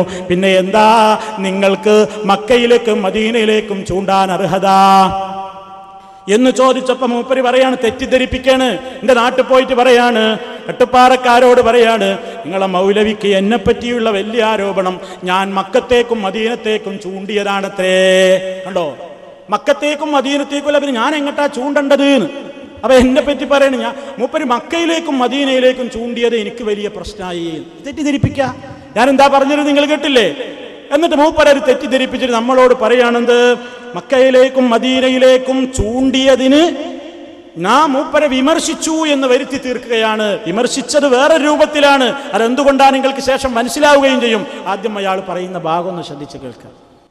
നിങ്ങളെ നാട്ടുകാരൻ വന്നിട്ട് അദ്ദേഹം പറയാണ്, ഈ പേരോട് ചൂണ്ടുന്നത് മക്കയിലേക്കാണ് മദീനയിലേക്കാണ്. മക്കത്തങ്ങനെയാണ് മദീനത്തങ്ങനെയാണ് എന്നാ പേരോട് പറയുന്നത്. അങ്ങനെ അവിടെയും ഇവിടെയും ചൂണ്ടുകയാണ് ഈ മനുഷ്യരെന്നാണ് എന്നെ കൊണ്ട് പറയുന്നത്. എന്റെ മാന്യ മുസ്ലിം സഹോദരന്മാര് ശരിക്ക് ചിന്തിക്കണം. മക്കയിലേക്കും മദീനയിലേക്കും ചൂണ്ടി എന്നതാണ് എന്നെ സംബന്ധിച്ചുള്ള ആരോപണം. കണ്ടോ ഞാൻ പറഞ്ഞത് എന്താ? മക്കയിലേക്കും മദീനയിലേക്കും ചൂണ്ടിക്കോ, അവിടെ ചെയ്തോ.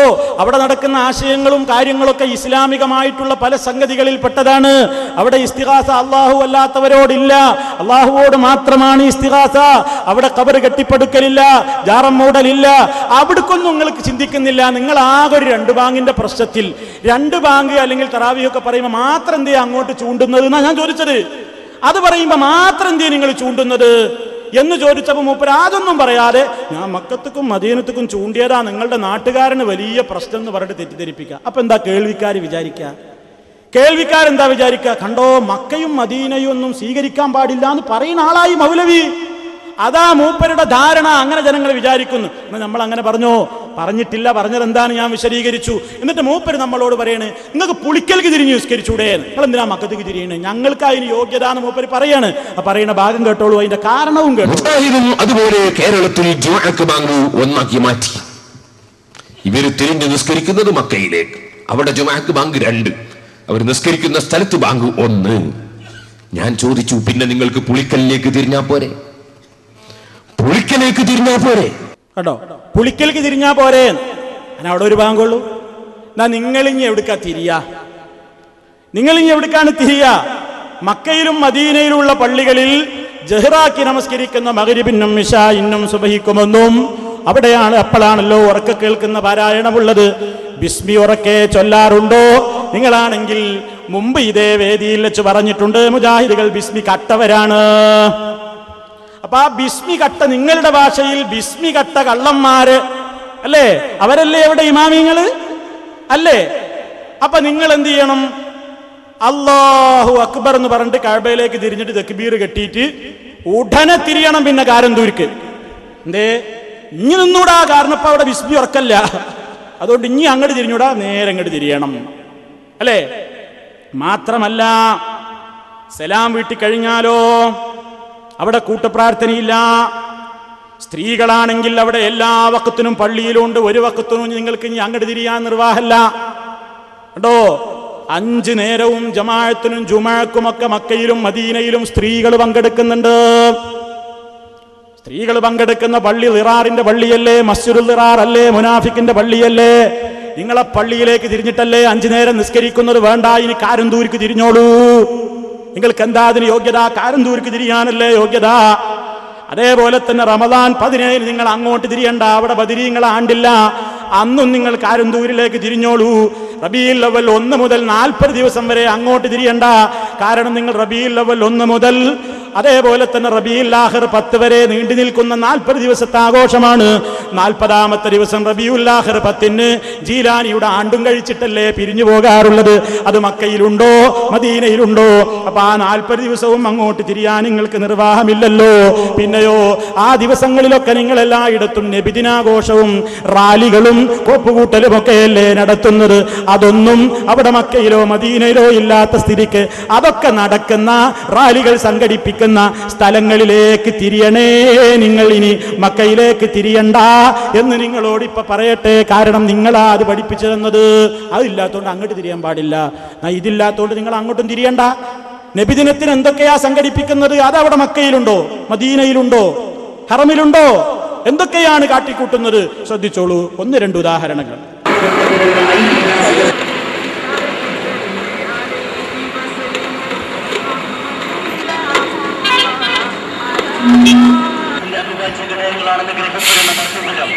അത് 6-ാം നൂറ്റാണ്ടിന്റെ ഉത്തരാർദ്ധത്തിലെ ജനസമൂഹത്തെ വിജ്ഞാനത്തിന്റെ കൈപ്പിടിയേറ്റി സത്യത്തിലേക്ക് ശാന്തിയിലേക്ക് സമാധാനത്തിലേക്ക് നയിച്ച വിശ്വപ്രവാചകൻ അഷ്റഫുൽ ഖൽഖ് ത്വഹ റസൂലുള്ളാഹി സ്വല്ലല്ലാഹു അലൈഹി വസല്ലം.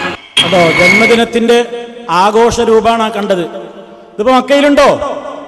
ഇത് മക്കയിലുണ്ടോ? നിങ്ങൾ എങ്ങനെയാ ഹറമിലേക്ക് തിരിഞ്ഞ് നിസ്കരിക്കുന്നത്, കഅബയിലേക്ക് തിരിഞ്ഞ് നിസ്കരിക്കുന്നത്? സുഹൃത്തുക്കളെ, ഏതെല്ലാം സമ്പ്രദായങ്ങളുണ്ട്. ഇനി അതിലേക്ക് ഞാൻ കൂടുതൽ പ്രവേശിക്കുന്നില്ല.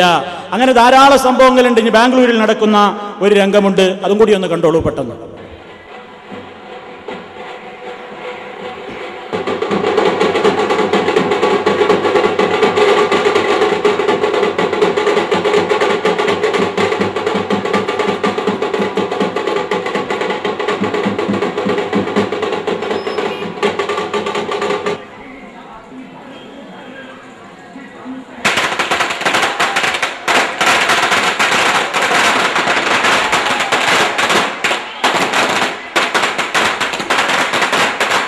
കണ്ടോ റസൂലുള്ളാഹിനോടുള്ള തീപാറിയ സ്നേഹം കണ്ടോ, സ്നേഹം ഇങ്ങനെ തീപാറുകയാണ്.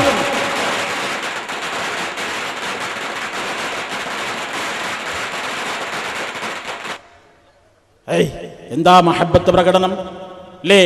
എവിടുക്കാ തിരിയേണ്ടതെന്ന് തീരുമാനിച്ചോ? ഇത് അവിടെ അല്ലല്ലോ, ഇത് മക്കയിലുണ്ടോ? തിരിയുന്ന ആ പ്രദേശത്തുണ്ടോ? വെറുതെ ആ രൂപത്തിലുള്ള കാര്യങ്ങളൊന്നും പറയേണ്ടതില്ല കേട്ടോ. ഇനി സുഹൃത്തുക്കളെ, നിങ്ങൾ ചിന്തിച്ചോ? എന്നോട് ചോദിക്കുന്ന ഒരു ചോദ്യമുണ്ട്. ഇയാള് എന്താണെന്നറിയോ? ഞാനിവിടെ ഈ തലപ്പാവിന്റെ കാര്യത്തെപ്പറ്റി പറഞ്ഞപ്പോ തലപ്പാവിന്റെ പോരിശ വിവരിക്കുന്ന ഹദീസുകളൊക്കെ ലഈഫാണ്, ദുർബലമാണ്, വ്യാജമാണെന്ന് പറഞ്ഞിരുന്നു.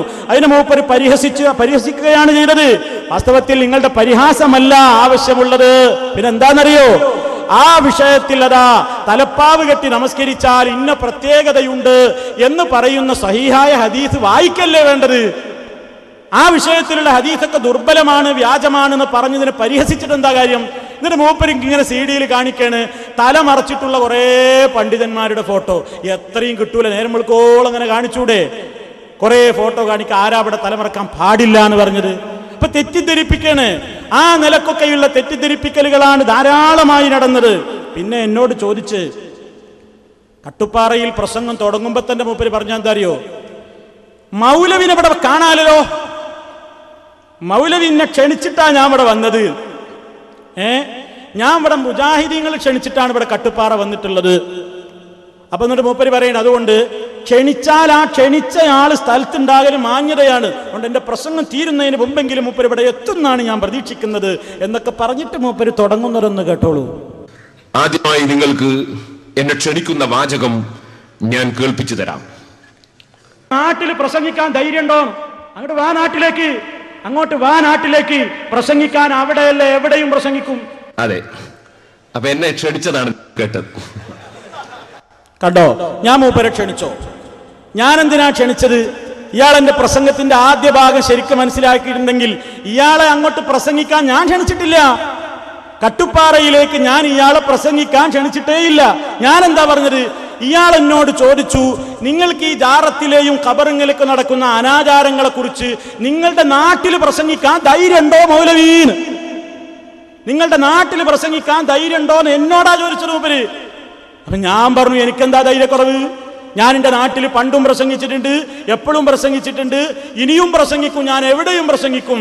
ആ പ്രസംഗിക്കുന്ന സമയത്ത് വന്ന നാട്ടിലേക്ക് കേൾക്കാന്നാ ഞാൻ പറഞ്ഞത്. ഞാൻ പ്രസംഗിക്കുന്നുണ്ട്, ഞാൻ എവിടെയും പ്രസംഗിക്കും, ആണ്ട് വന്നോ കേൾക്കാന്നാ ഞാൻ പറഞ്ഞത്. മൂപ്പര് പറ എന്നെ വിളിച്ചിട്ട് വന്നതാണ് ഞാന്, ക്ഷണിക്കാതെ കയറി വന്നിട്ട് പറയാണ് ക്ഷണിച്ച ആളെ കാണില്ലല്ലോ.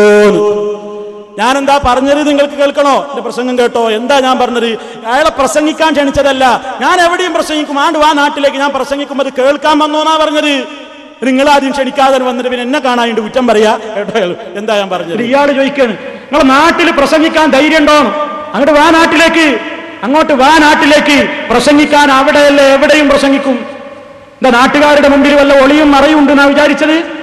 ഞാൻ നാട്ടിലും പ്രസംഗിക്കും, എവിടെയും പ്രസംഗിക്കും. കണ്ടോ, ഇതാ നമ്മൾ പറഞ്ഞത്. എന്നിട്ട് അത് അവിടെ കേൾപ്പിച്ചിട്ട് പറയാണ് മൗലവി എത്തുന്നാണ് പ്രതീക്ഷ. അപ്പൊ ജനങ്ങൾക്ക് വലിയ സന്തോഷമായി. ഓ, സലഫിനെ കാണാമല്ലോ. അപ്പൊ ഞാനിങ്ങനെ ഷാർജയിലല്ലേ, ഓ ഇപ്പൊ ഉടനെ എത്തും, ഇപ്പൊ ഉടനെ എത്തിച്ചേരും എന്നൊക്കെ പറഞ്ഞിട്ട് ഒരു കളിയാക്കിയിട്ട് ആ പ്രസംഗം തുടങ്ങേണ്ടത് തന്നെ. സാധു, ഇയാൾ എന്താ വിചാരിച്ചത്? ഇതൊക്കെ നമ്മൾ ജനങ്ങളുടെ മുമ്പിൽ ഈ ഓരോ നുണച്ചാക്കുകൾ ഇങ്ങനെ ഓരോന്നിങ്ങനെ പൊട്ടിച്ച് കയ്യിൽ തരികയാണ്. പിന്നെ മൂപ്പര് അവിടുന്ന് പറഞ്ഞ വേറൊരു സംഗതി എന്താ, നല്ല രസമുള്ള സംഗതിയാ. മൂപ്പര് ആദ്യം ഒന്ന് വയസ്സറിയിച്ചു.